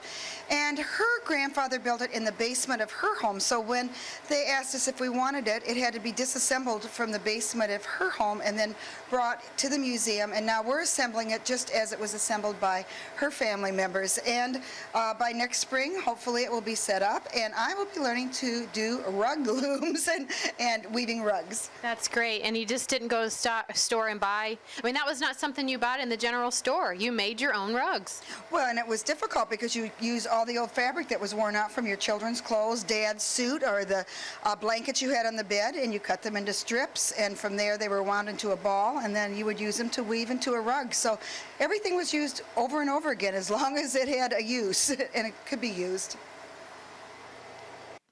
We're here in another part of the basement, and this is actually the north side, isn't it? This is the 1855 side of the basement, and it's pretty rugged looking. I guess we should call it a cellar because it truly is an old cellar. You can smell it. It has its own smell and flavor down here, but it's very comfortable as far as coolness. Well, it is very cool, and we're looking at some coal, I hope, which is there in a pile with a bunch of, well, rugged-looking tools. Well, it's really unique. That is a different kind of lawnmower, and it was used in the Oakwood Cemetery and was later given to us, and it's quite a different, I don't know if you would call it a rotary style or pre-rotary style, but I had never seen one like it, and it's really significant to the museum and what it has to offer to today's riding lawnmowers or whatever. And those tools look pretty ancient, actually. Those are old rakes, and the rakes were handmade, and that is what you would work in your gardens and your fields with. And those had a very, very important use because that if you didn't plant your crops and get them in properly, and if the weather didn't prevail, you would not have food for winter or provide you to maintain throughout the whole winter. The pitchfork is really interesting. It's almost like a Halloween it does. object. It's almost frightening looking. And in the corner we have what you would cut your wheat and your corn with, and it has a huge knife. And I often wonder how the women as well as the men would be able to swing that scythe and not injure themselves with it because it's quite heavy. And as we're looking in the corner, that is huge right there, and I bet some of those little boys that were staying home from school took care of that sort of business. Oh, sure they did, and you wondered how those little boys had those great big muscles. Well, if you would swing that several hours a day to help out on the farming part, you would have muscles. Not only that, they would be swinging axes, cutting wood. Their jobs were very difficult jobs, and we're talking about today how warm it's been all summer, and just imagine those boys and girls and mothers and fathers who did not have air conditioning or fans, and they went into those little log cabins, and it would be very warm, and they didn't have any means of cooling themselves other than a homemade fan. That's right, and no complaining either because they didn't know any different. Another interesting thing down here in the basement that I hope some of you get a chance to look at is the barbed wire. Now you think, what would be interesting about barbed wire? Well, there's plenty interesting about it. It really is. We have, for many years, had the women come in here, and the men would sit on the front porch in the summer while the women looked through all the things. But now the men, that the basement is open, the women are sitting on the front porch waiting for their husbands to come out. And one of the things that have been really exciting for them is the barbed wire. And the barbed barbed wire in this case is all found within 25 miles of Geneseo, and each one of them is different. And what amazes me that each of the different barbed wires has its own name, and I didn't realize there were so many different ones, and that they're very, very highly collectible. And people go throughout the United States and, well, even some of the European countries, and they collect barbed wire. We even have a piece of barbed wire from the Berlin Wall, which is upstairs in our military room. And all of these are gifts of Roy Parker, and it has just been a real highlight. I had a group of boys from Davenport in, and they must have spent 35 minutes down here just talking about the barbed wire and the different ones and which ones they'd seen and how they were used. And all of these were also made by hand. yes, and if you ever go to DeKalb, that's where the barbed wire started, and so there's a huge, beautiful mansion there that you can go through, and they made all their money by barbed wire. Wow, and I never knew that there were so many different kinds. See, you learn something new every day. So if you get a chance, come on down and look at the barbed wire. We're saving the best for last here. We're going to talk a little bit about the hiding hole that's down on the north side. Well, this is what we found is called the hiding hole, and as everyone pretty much knows now, Geneseo is part of the Underground Railroad, as we very much think this home was, and this is what we are presuming is our hiding hole. And it was kind of a surprise to find there was a fake window and a fake window to the back and was bricked up. We'd heard for years we had a tunnel, and we have not found a tunnel. But we have found what we think is our hiding hole. And in this area, as slaves were hidden in the home, if they thought their southern masters were getting close, they could hide back in this long, narrow room, and they could feel their safety there and maybe stay there for several days until they were safe to go on to the next station. I did have a lady from Kewanee who was here. She's an African-American woman, and she went through all the house, and she thought everything was just fine, but didn't really care about the beauty of the house. We got to the basement, she climbed in the hole, and she started crying, and she said this is how her grandmother came here.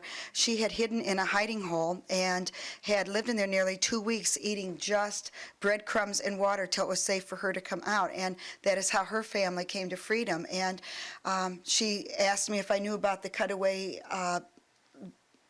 beams above the hiding hole, and I said, oh, I don't know, but I can find out. She said, no, I can tell you about them. They were cut away many times so that if they had small children or they felt the masters were getting too close, they could even hide up underneath those beams. And there's not more than 8-10 inches, maybe 12 inches, but it was enough area for the people to hide for a short period of time or put their young child up there if they needed to. And so she really taught me a lot, and how important the Underground Railroad, even if you had just a closet, a hiding hole, an attic space, how everyone played an important part in this area to helping the slaves to freedom. One of the most important things about Geneseo was a real dividing point for the Underground Railroad. There were two routes. One of them would be up the Rock River on up to Prophetstown or to Dixon, then from there to Rockford, and then on up to Minneapolis, St. Paul, and then into Canada.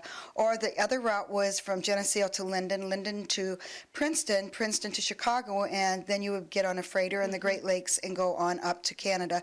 But if it was wintertime and the Ohio River was frozen, then you could go on up through Ohio, cross over the Ohio River on foot, and then there were many, many, many people up there that were really positive in the cause and helping the African Americans get to Canada for freedom. One of the things that is most important that I learned also was that even though the African Americans were not given their last names, they all had family symbols, and they related way back until they left Africa. And it was every generation had their person to teach the next generation what their symbol was.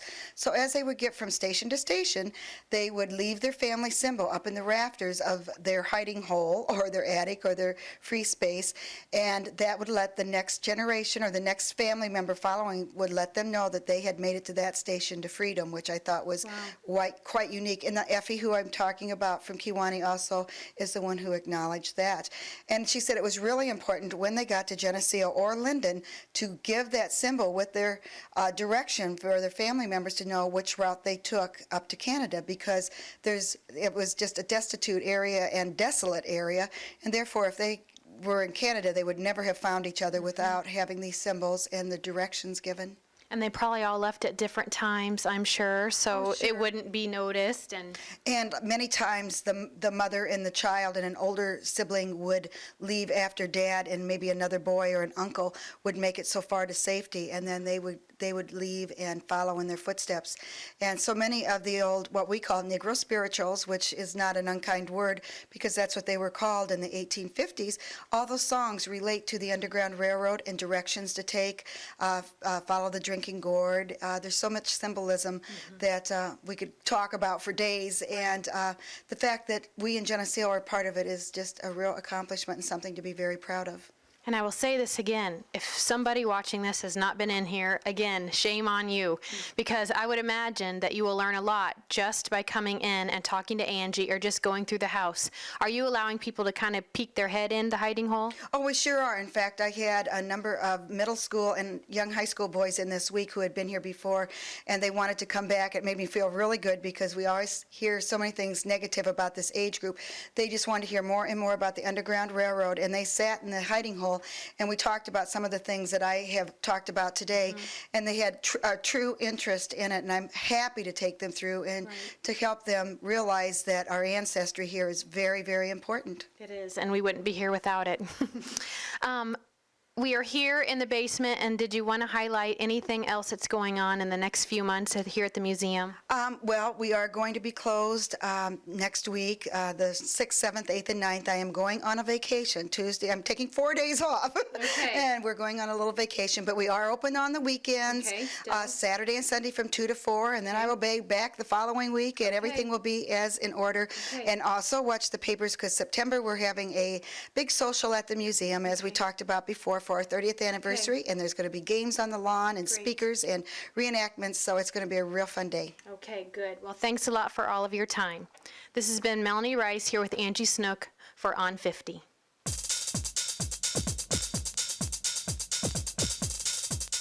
Hi, this is Terry Ford, and I'm here at Niabi Zoo this morning, and I'm with Tom Stolf. Tom is the director here at the zoo, and I'm so excited because last month we went on a ride on the carousel, which is such a fun attraction here at the zoo, and this month I get to go on a train ride. Tom, the train is a staple here. I know we come to see the animals, but let's be honest, the kids want to ride the train. Why is it such a draw here? Well, it's been here for so long. This train is a replica of a steam engine. It's called a CP Huntington. It's been here since the early 70s, and we were lucky enough back years ago, a foundation called Mel McKay paid for the train, and now to replace this train would be over $500,000.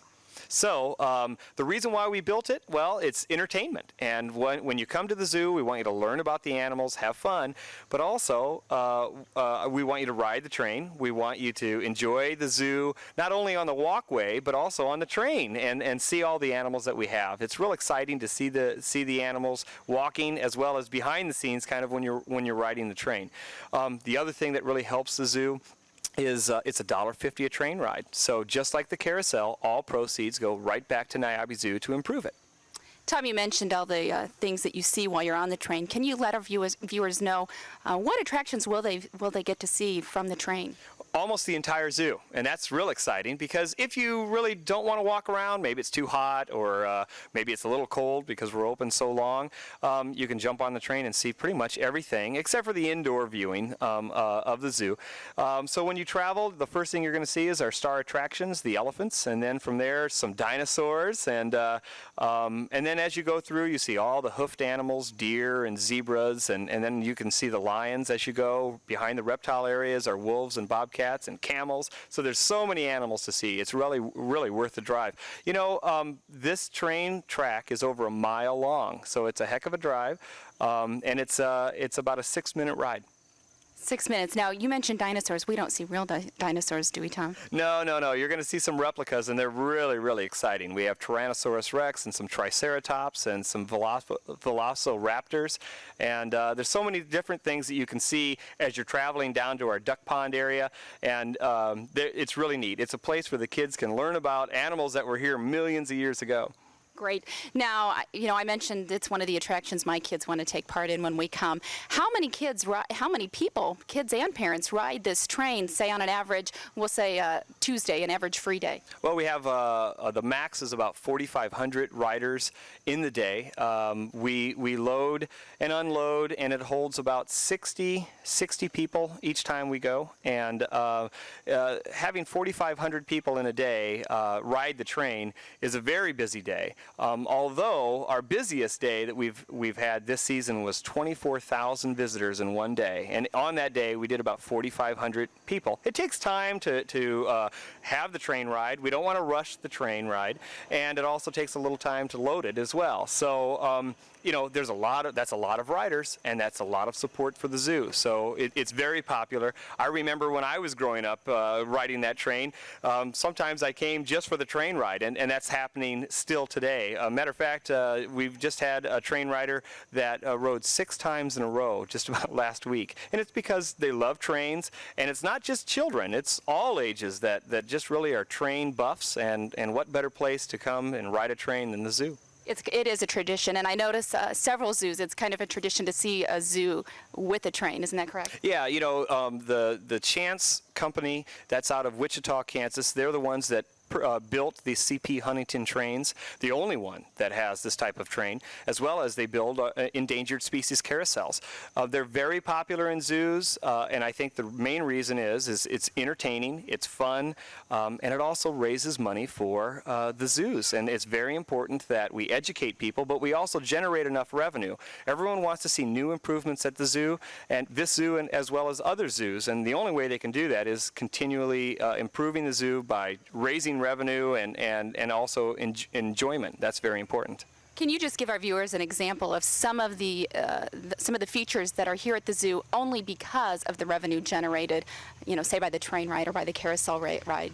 Well, I can tell you right now that when we first built this train ride, especially with the donation from Mel McKay, as soon as we started charging for train ride, which was the day that it was built, that money went right back to general operating cost. So improving the zoo is important, but really what's important is maintaining the zoo, and that's what this train primarily does. Is we have over 150,000 riders a year on this train, and that money will then go back to the operating cost to feed all the animals, to maintain the zoo. And then just a few years ago we built a new elephant building, and some of the proceeds raised from the Niabi Zoological Society and Rock Island County to build this facility came from train rides and admissions and things like that. So it's important that we have ways to continue and maintain our facility. Now, the carousel's brand new, so there hasn't been anything from the revenue from the carousel that went to improving Niabi Zoo with new exhibits. The reason why is we're still paying for that carousel. In a few years, that will be money that'll go right back to improving the zoo. Although I will say that the revenue that we have made on the carousel has gone right back to the carousel area for landscaping, and that's important, that you just don't have an amusement ride, but you also have a good setting for it, and it's really beautiful. It does look nice, and I know I appreciate being able to contribute to the zoo, but getting something back in return, like a train ride or a carousel ride. To go back to something you said at the beginning, you mentioned that this is a replica of a steam engine. I'm just curious, is it hard to drive? Well, it's not a steam engine. It is definitely a replica, and it is very easy to drive. What it is it's a Ford industrial motor, and it's an automatic. It's simple. You put it in drive, and you give it gas, ring the bell, and toot the horn. Or it's actually a whistle. Toot the whistle. You ready for a train ride? I would love to. Well, let's do it.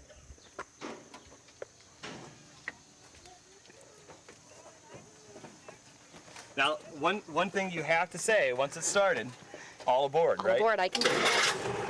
Okay, let's see. You want to toot the horn or ring the bell?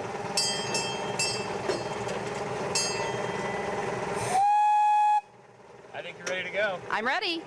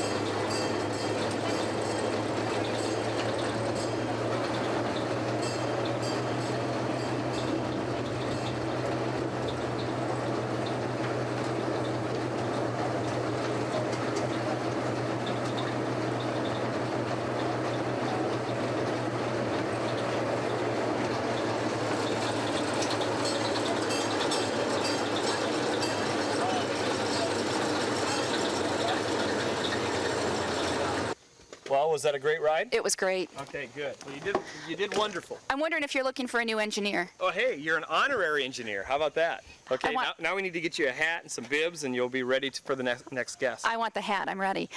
Tom, I love the tour, but I noticed the elephants on our train ride, and I'd like to go over and take another look at them, if that's okay. That sounds good. Let's talk about elephants. Okay. All right, Tom. I noticed, as I said when we were going by, I saw the elephants, and I know this is one of the big attractions here at the zoo. Who do we have behind us? Well, this is Babe Shebang, and she is our new star attraction, Kathy Shaboom's good friend.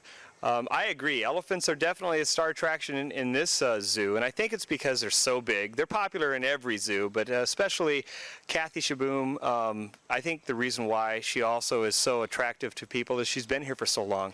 She was brought to Niabi Zoo in 1964, so that's a long time. Elephants do live into their 70s.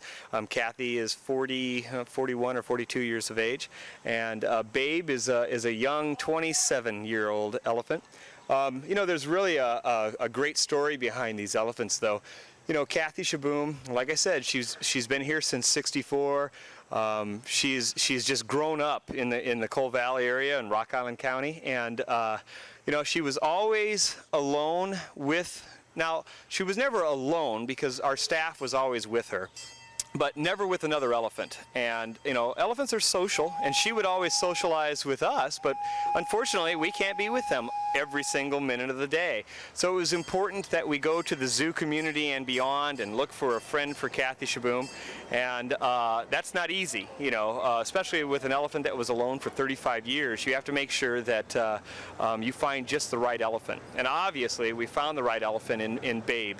You know, Ringling Brothers, Barnum and Bailey Circus stepped up to the plate. They have a center. It's called the Center for Elephant Conservation. It's a breeding facility, and it's located in Central Florida. Well, Babe was at that breeding facility for many years, and she never did have a young calf. And it was due to, after doing some ultrasound work, they saw that she does have some problems in her reproductive tract, and so she is not able to have a young calf. So she was made available to Niabi Zoo.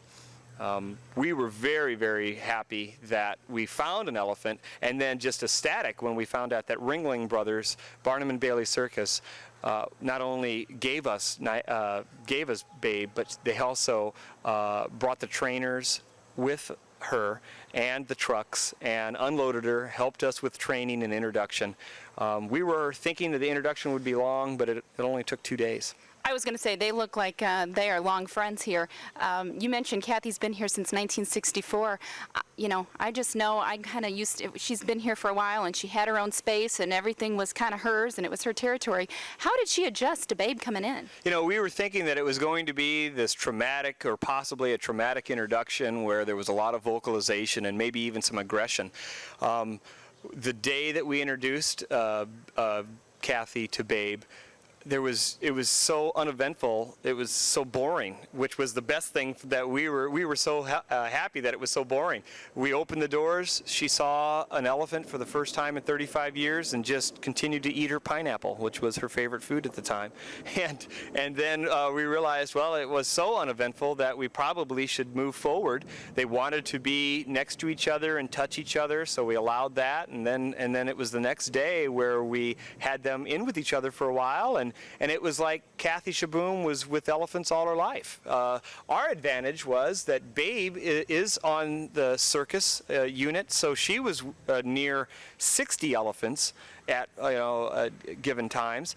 So another elephant was no big deal to Babe, and that's why we were so happy that we were able to find the right elephant for Kathy. And like we said, Kathy Shaboom is quite a staple here at Niabi Zoo. How did the public take to Babe?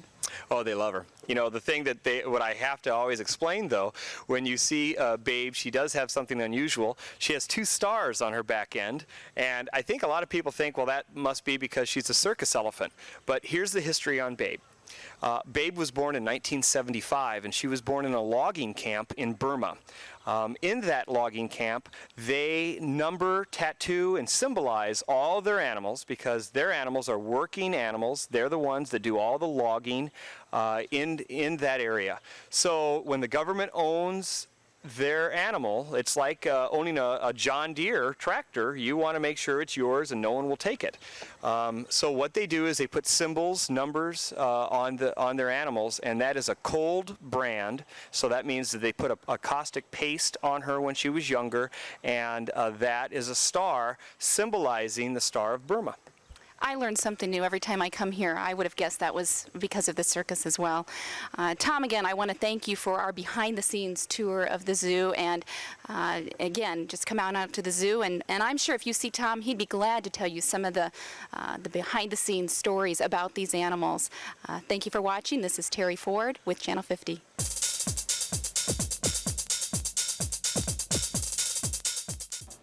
Hi, this is Melanie Rice with Angie Snook here at the museum for On50, and we have a new exhibit here in the museum, and Angie is going to highlight some of the things that are kind of new here and that are very interesting to our community. Well, Dan Patch and Myron McHenry were well known in Geneseo, and it's hard to believe, but we had several places where trotters ran in the Geneseo area. And probably our most famous is Dan Patch, and that is the horse. We don't want to confuse who's what, but it was America's most beloved horse, and it never lost a race or broke every pacing record in the books. It was retired in 1909 after 10 unbeaten seasons. And one of the things that's important is Myron McHenry, who was from Geneseo, Illinois. He was the trainer for the horse. And Myron had lots of experience prior to this as a horseman. And there's many, many articles we have here at the museum, and some of them kind of contradict each other, but we do know that he is a Geneseo boy. Okay, and there was some confusion before that, wasn't there, that he was from somewhere else? Well, it's been stated in several of the articles he was from Freeport, born, raised, and died in Freeport, Illinois, but that is not true. At one time, he did later on go to Freeport and help train horses, but he was born right here in Geneseo in the country and in Phoenix Township, and he is also buried there, and we do have rubbings and his photos of his actual place of death. Okay, and there is a whip here on the table. Do you want to talk a little bit about that? Well, we're really fortunate because Myron McHenry is related to the Stees brothers, and Bob Stees brought in this whip. It belongs to him, not to the museum. And if you look at the large picture of Dan Patch with Myron McHenry when he won the champion harness horse races, it has that whip, and it belongs to Bob Stees, who is was a relative of Myron McHenry's. Dan Patch lent his name to all the kinds of things because he's one of the most famous horses ever from the United States, in cigar, tobacco tins, toy hobby horses, coaster wagons, stock feed, washing machines, silk scarves, pillows.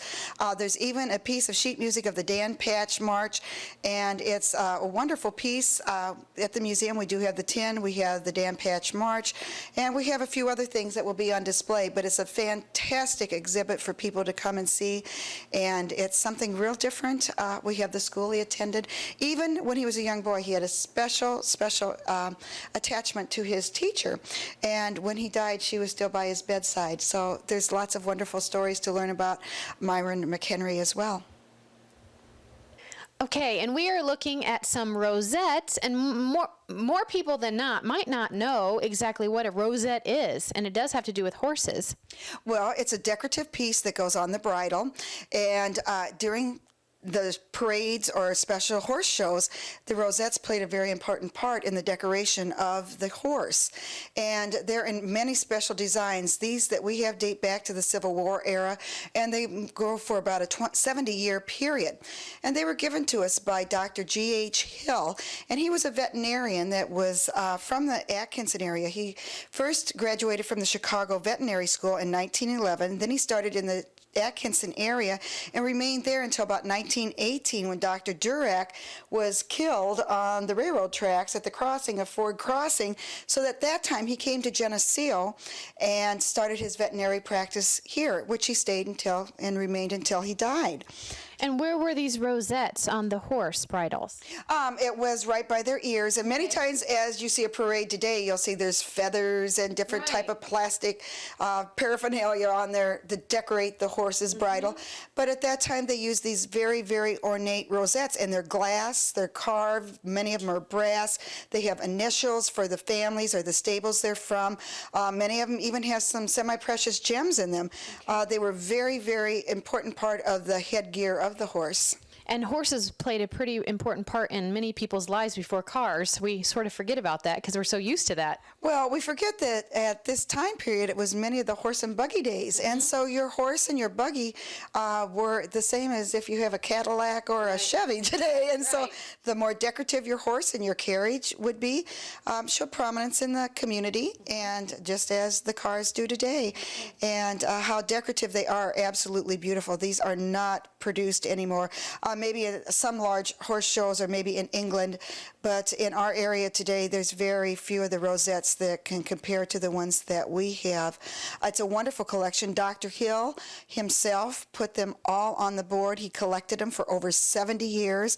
And what's fun, his son Wendell, when I went to get these, we sat and talked for almost an hour about watching his father put the collection together. And he loved his dad very much and his mother, but he loved watching and having the memories of his father making this wonderful board. And it's been a part of their family for all these years, and now he just felt it was a real special place to come to the museum and have Dr. Hill remembered for what he gave to the community. And many people remember Dr. Hill and have wonderful things to say about him. That's great. And on the table there are some little bells, and that probably has something to do with horses also. Well, those were also given to us and belonged to Dr. Hill, and those are called rump bells. And people laugh, and the children laugh when they come in, but they were on the rump of the horse, and it was attached to the back. And as they would clip-clop down the street, the bells would jingle, and you could hear the horses coming. And many people use them now at Christmas times or on their doors because they make a distinct sound of ringing, and you know when somebody's coming. And they're all made of brass. They're very, very heavy, and that was another gift of Wendell Hill and his family. He has a sister, Viola, who is deceased, and then Wendell still lives here in Geneseo, and Gertrude lives in Maryland, which is his sister, and then Lawrence is deceased as well. So it's a really wonderful gift to get to give to the museum. And then we have to thank Les Dees on this part because he brought the bridle in so that everyone who comes in will know where the rosettes should be, because oftentimes when we say rosettes, people won't know where they're at or how the horse wore them. So this is a wonderful piece to get too. Well, and we are really lucky to have all of that here, and harness racing is something that we just don't see very often, or horses either. They just don't play prominence like they used to. Oh, no, the children come to the parades to be able to see the horses and the carriages, and of course, harness racing is two of the three people we're talking about today, which plays an important role even today in some of the larger areas. But for our Geneseo people, just getting to see horses is real special. Yes, it is. Okay, is there anything else that we need to cover today? Well, we're going to talk about the elevator, and probably our most well-known horseman in this area was Bill Sherrard, and he was a dear friend of the museum, and he kept it a real anonymous secret for many, many years when we got the museum that he had donated the elevator. And about 6-8 weeks before he died, he had decided that it was time to put a sign on the elevator. Had not decided whether to put it inside the elevator or outside of the elevator. He was a man that really didn't like his name pointed out, that he did so many wonderful things for the community, but decided it was time maybe to put a sign up. And so he had designed the brass plaque, and unfortunately, he never got to see it before he died. And we made the wishes of the family. His nieces were here and family members, and said, no, we want the sign to go outside of the elevator. And it is given in memory of his wife, Susan, and the horse is on there. I have a group of pictures. Bill and I were going to do an exhibit together on harness racing and doing the dam patch. And unfortunately, he is gone because he's the one that knows all the details and knows a lot about harness racing. It was his life. What he told me one time, he said, you know, the elevator didn't come from me, it came from my horses, because the horses he raced made the money that he invested, that he was able to give money to the community. And his favorite was Miss Laurette, and he brought pictures in her, and he always talked of her, and that horse was his favorite. And It's a real joy for me, although I get a little emotional. He used to talk about her so frequently that I knew that was his favorite horse. I wish Bill could see the exhibit when we get done. There will be a picture of his last trip by the museum, and it was in the glass-covered hearse, which many people will remember.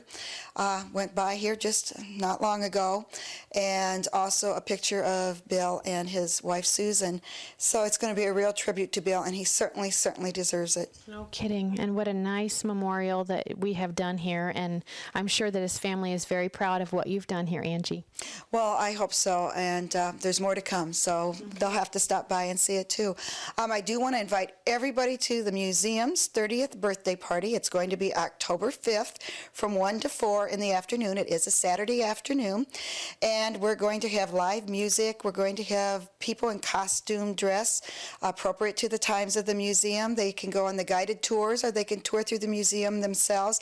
Bring your children. We're having yard games, croquet, ring toss in the yards of the museum, also refreshments.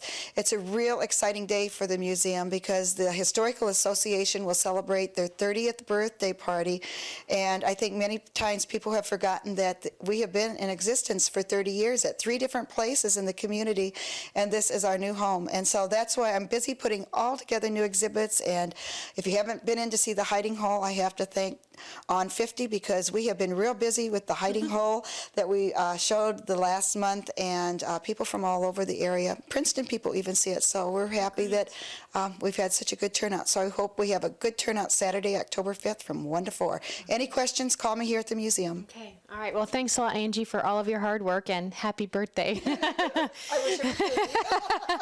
And this is Melanie Rice for On50.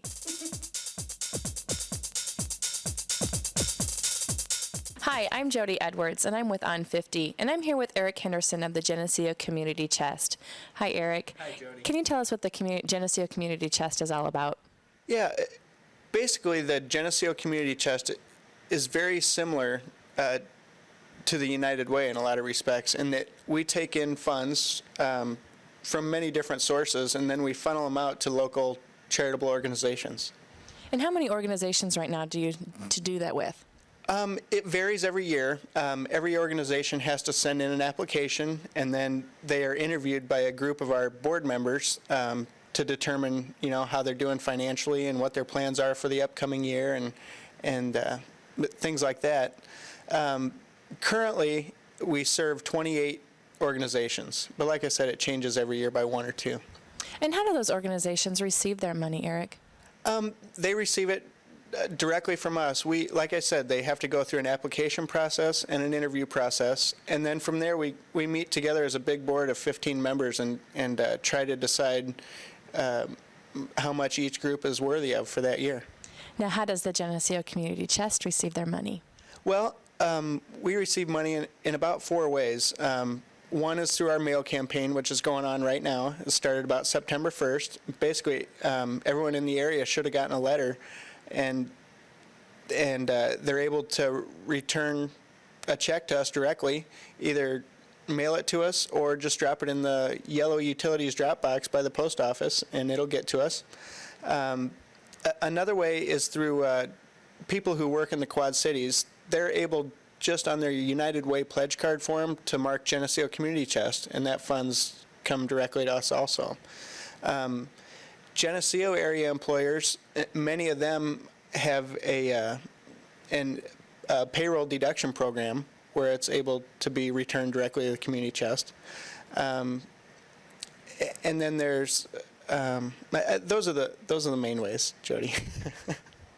And these organizations, do they receive their money monthly, quarterly, or how do they do that so that the people will know where their money goes and how it's taken care of?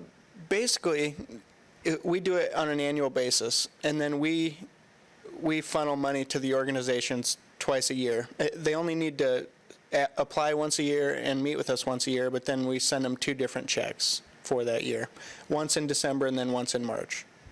And if somebody didn't receive their letter, Eric, how can they get one to give the money to the Geneseo Community Chest? Basically, you don't even need a letter. You can just, like I said, mark an envelope Geneseo Community Chest and drop it in the yellow utilities drop box. or you can just send it to Geneseo Community Chest, and that's P.O. Box 264 in Geneseo, 61254. Wonderful. Thanks for your time, Eric. We greatly appreciate listening to you about the Geneseo Community Chest. And this is Jody saying thank you for watching On 50.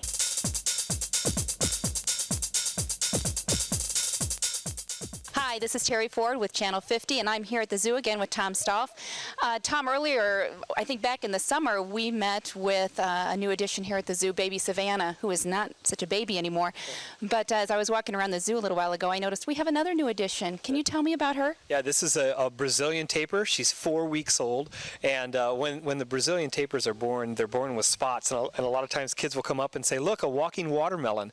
So they have the spots for camouflage out in the wild. They're found in South America in the rainforest, and when they're not near water, then they want to hide, and it really helps them blend into the forest floor having all the spots.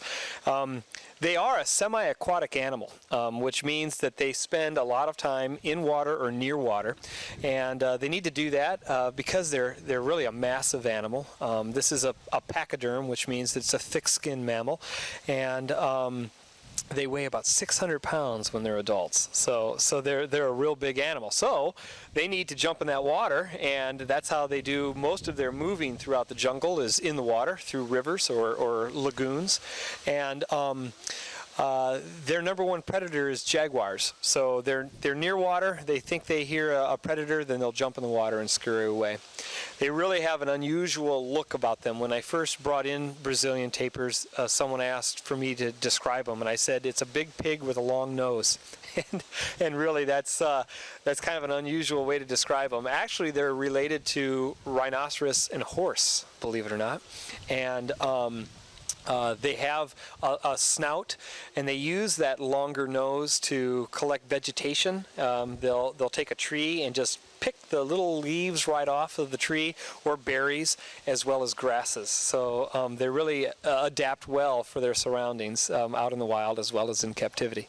Great. Now, you mentioned that they are semi-aquatic. Now, I noticed there isn't water here with them right now. You said they adapt well to their surroundings, so obviously they don't need the water to survive. Well, they do have a pool here. There's a very large pond, and because the baby was just born, we were afraid that if the water was filled up, we might have some problems with her to get in the water and not be able to get out. So when they're first born, we do drain the ponds and leave them dry for a while, and then we'll refill them. So when people come out to the zoo, very soon you'll see the pond real full, and I'm sure they'll all be taking a dip. Great. Now, you mentioned she was just born. How old is she? Yeah, she's 4 weeks today, so she's just a young little thing. No name yet, so we want to do a naming contest. I think we'll kick that off for Boo at the Zoo, because that's a real popular event here at Niabi Zoo. Boo at the Zoo, that is coming up. We're already in October. Tell me a little bit about Boo at the Zoo. Well, that's an opportunity for people to come out. They can dress up in a costume or not, and we have about 20 different stations where people can receive some treats, and we won't give them any tricks. There might be some games that they can play, and also some prize giveaways. It's a way to wrap up the season. We've had a wonderful season, although we are still open, though, after Boo at the Zoo, weekends only, until mid-December. But Boo at the Zoo is fun. It's 10 to 5 on October 26th, and we encourage everyone to come out and have fun. Great. Now, we were talking about it's not the end of the season, and we are mid-October here. And I have to admit, until I started coming out here and spending some time with you, I kind of thought things shut down at the end of the summer here at the zoo. But that is not the case. We're here on a Tuesday, and there's a good crowd today. How, do you get a good turnout here in the fall? We sure do. And, that's when I first started working here at the zoo, we did close mid-October. That was it. And there's no reason to do that. The weather's nice. Matter of fact, this is the time to really come out to the zoo. We're located on a forest preserve, 238 acres. The trees are turning. It's beautiful. The animals are more active. People still want to come out. The school groups are coming out. It's still free on Tuesdays, and it's important that people can see the animals. The animals are more active compared to a very warm day. You're able to learn more. You can go into our education center. We have some fall education programs that's real fun, story times where you can sit down. It's kind of quiet and hear a good story about animals. So we're really, I think it's essential that we stay open as long as we can. But because it is fall and getting colder, we do choose to, after Brew at the Zoo, to only be open on weekends. And we're open from noon to 5, so our hours are small. But we did start a scavenger hunt, so another incentive to come out to the zoo where the children, or all ages, can learn about amazing facts on animals. And they'll get a puzzle where they can find out what is the largest animal at Niabi Zoo, and then they'll have to think, well, maybe it's an elephant, and they'll go to the elephant and they'll get another clue or question. And then after you do the scavenger hunt, you put your name in a drawing, and at the end of the season, well, actually we're going to draw the weekend of Thanksgiving. That's when we'll give out all the prizes. How fun. Now, one of the things that we were talking about earlier was that you know, the zoo does stay open so long. Tell me, just personally, I'm curious, what do you do with the animals when, you know, the zoo shuts down for the season? You don't send them all to Florida, pack them in a big Winnebago and send them down. What do you do with the animals during the winter season? Most of the animals stay right in their enclosures. They all have heated enclosures. The petting zoo, we moved down to our barnyard, and it's just easier for the zookeepers to take care of them. They're all in one area instead of 7 different barns. And yeah, you know, we stay open until mid-December for everyone to come out and see, and then the animals stay where they're at. Great. I want to encourage everyone, and I say this every month, but I mean it. Even if you come during the summer and you visit when it's warm and it's sunny and it's nice outside, come back in the fall. There's a lot of gorgeous days in the fall and early winter, and you are going to see the animals in a whole new way. They are more active. They're out, and the zoo is gorgeous. The leaves are pretty, and I want to encourage everyone to come out and check it out. This is Terry Ford with Tom Stolf on Channel 50. This is Melanie Rice here at the museum for On 50 with Angie Snook, and Angie is about ready to drill me. Now, before you get all worried, Angie has some new things here at the museum that she would like to share with you that have to do with the medical field. I'm sitting in a dentist chair, right? That's correct. The dentist chair belongs to Dr. Meyer, but the equipment I'm going to use today belongs to Dr. Holly. Before you use it, how old is it? Oh, this dates back before electricity, probably the late 1800s. And this is when you went to the dentist and got your teeth drilled before there was electricity and before there was Novocaine, only pain. Okay, and this works by a foot pedal? There's a foot pedal, and it has the different wires that make the drill go around. Wow. And you can imagine, especially when he had to use the foot pedal and drill at the same time, and that there wasn't any Novocaine back then. Right.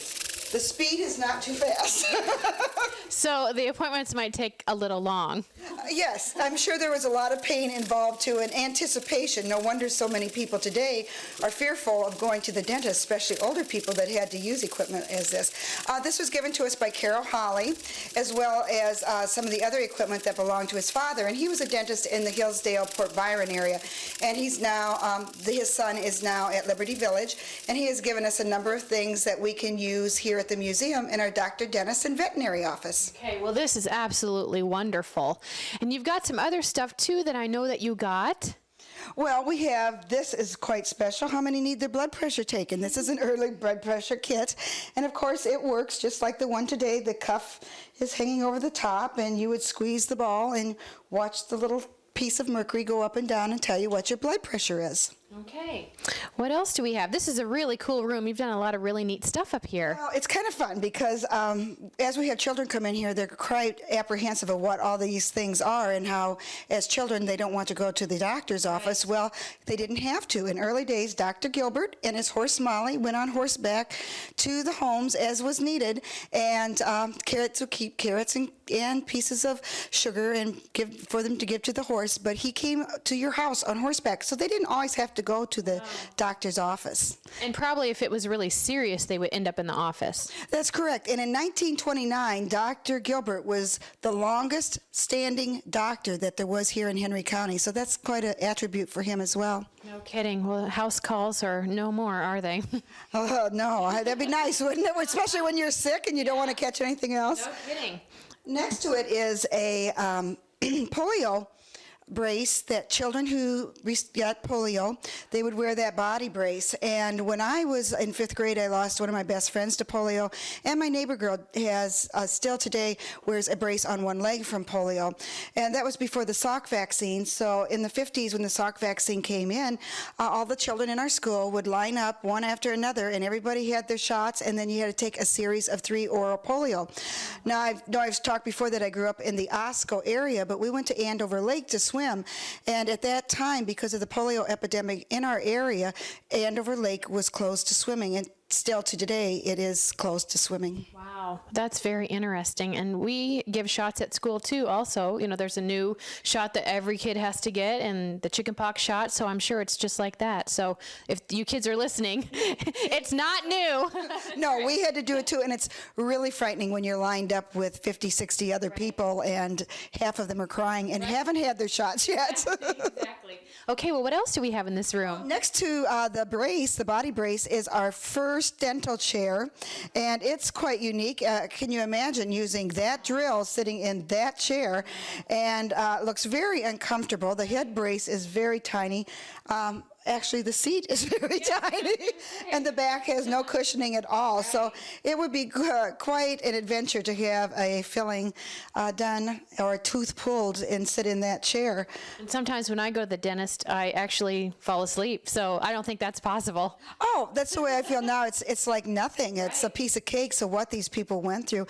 And I think many times they waited so long before they went that there was extensive amount of work to have done, where we have checkups annually or biannually. I go biannually, and so if there's anything that comes up, you almost see it before it happens. Exactly. Okay, over here on the shelf, I know that you got a really pretty piece of furniture. Well, that is also Dr. Holly's equipment case. And in the back, there's a drawer that lifts up, and that releases the other drawers to the front so they can open. And inside of there are all the dental tools that he would use. It's a beautiful old oak case, and we also have his diploma to hang on the wall. I just haven't got it mounted. We have special cement walls, as we know here, made from bricks, so that it has to be drilled. So I have to have some of the guys to help me. But his diploma will be here as well.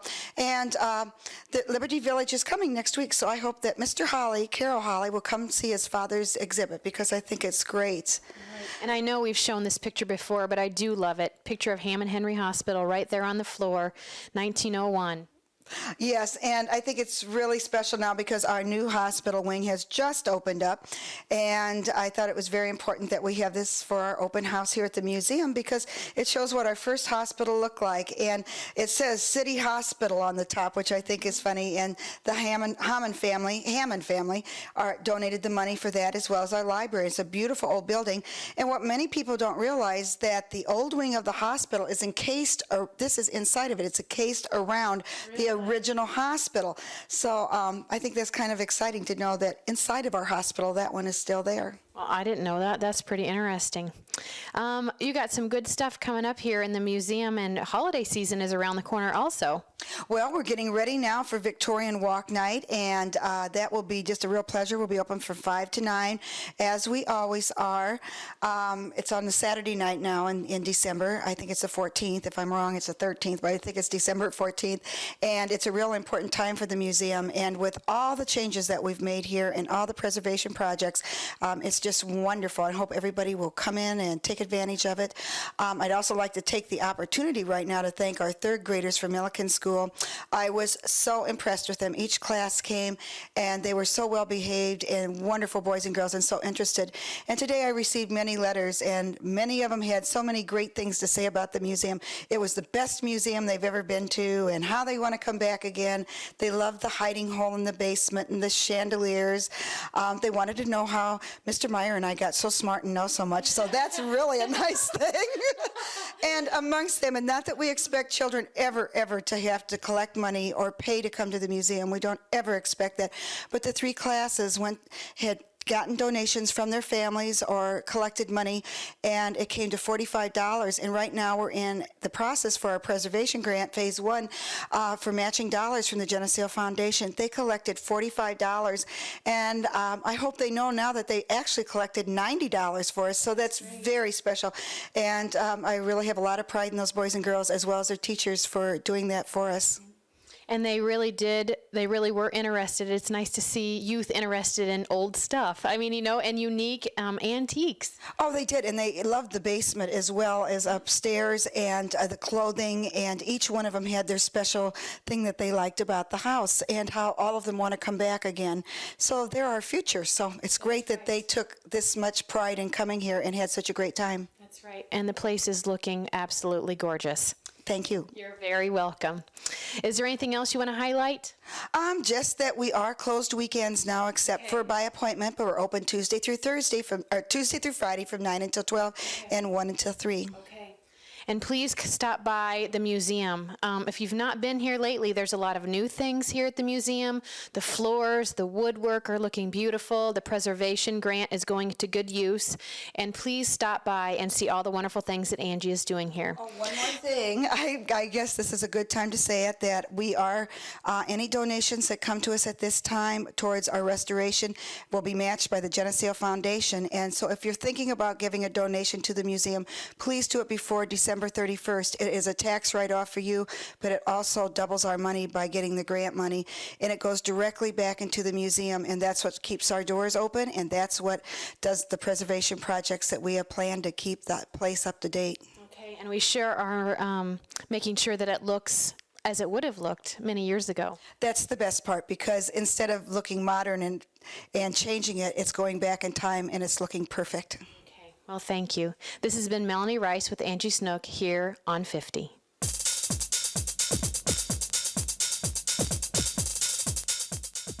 Hi, this is Jody Edwards with On 50, and we're running a new monthly segment called My Country, Our People, and it's sponsored by Country Insurance and Financial Services.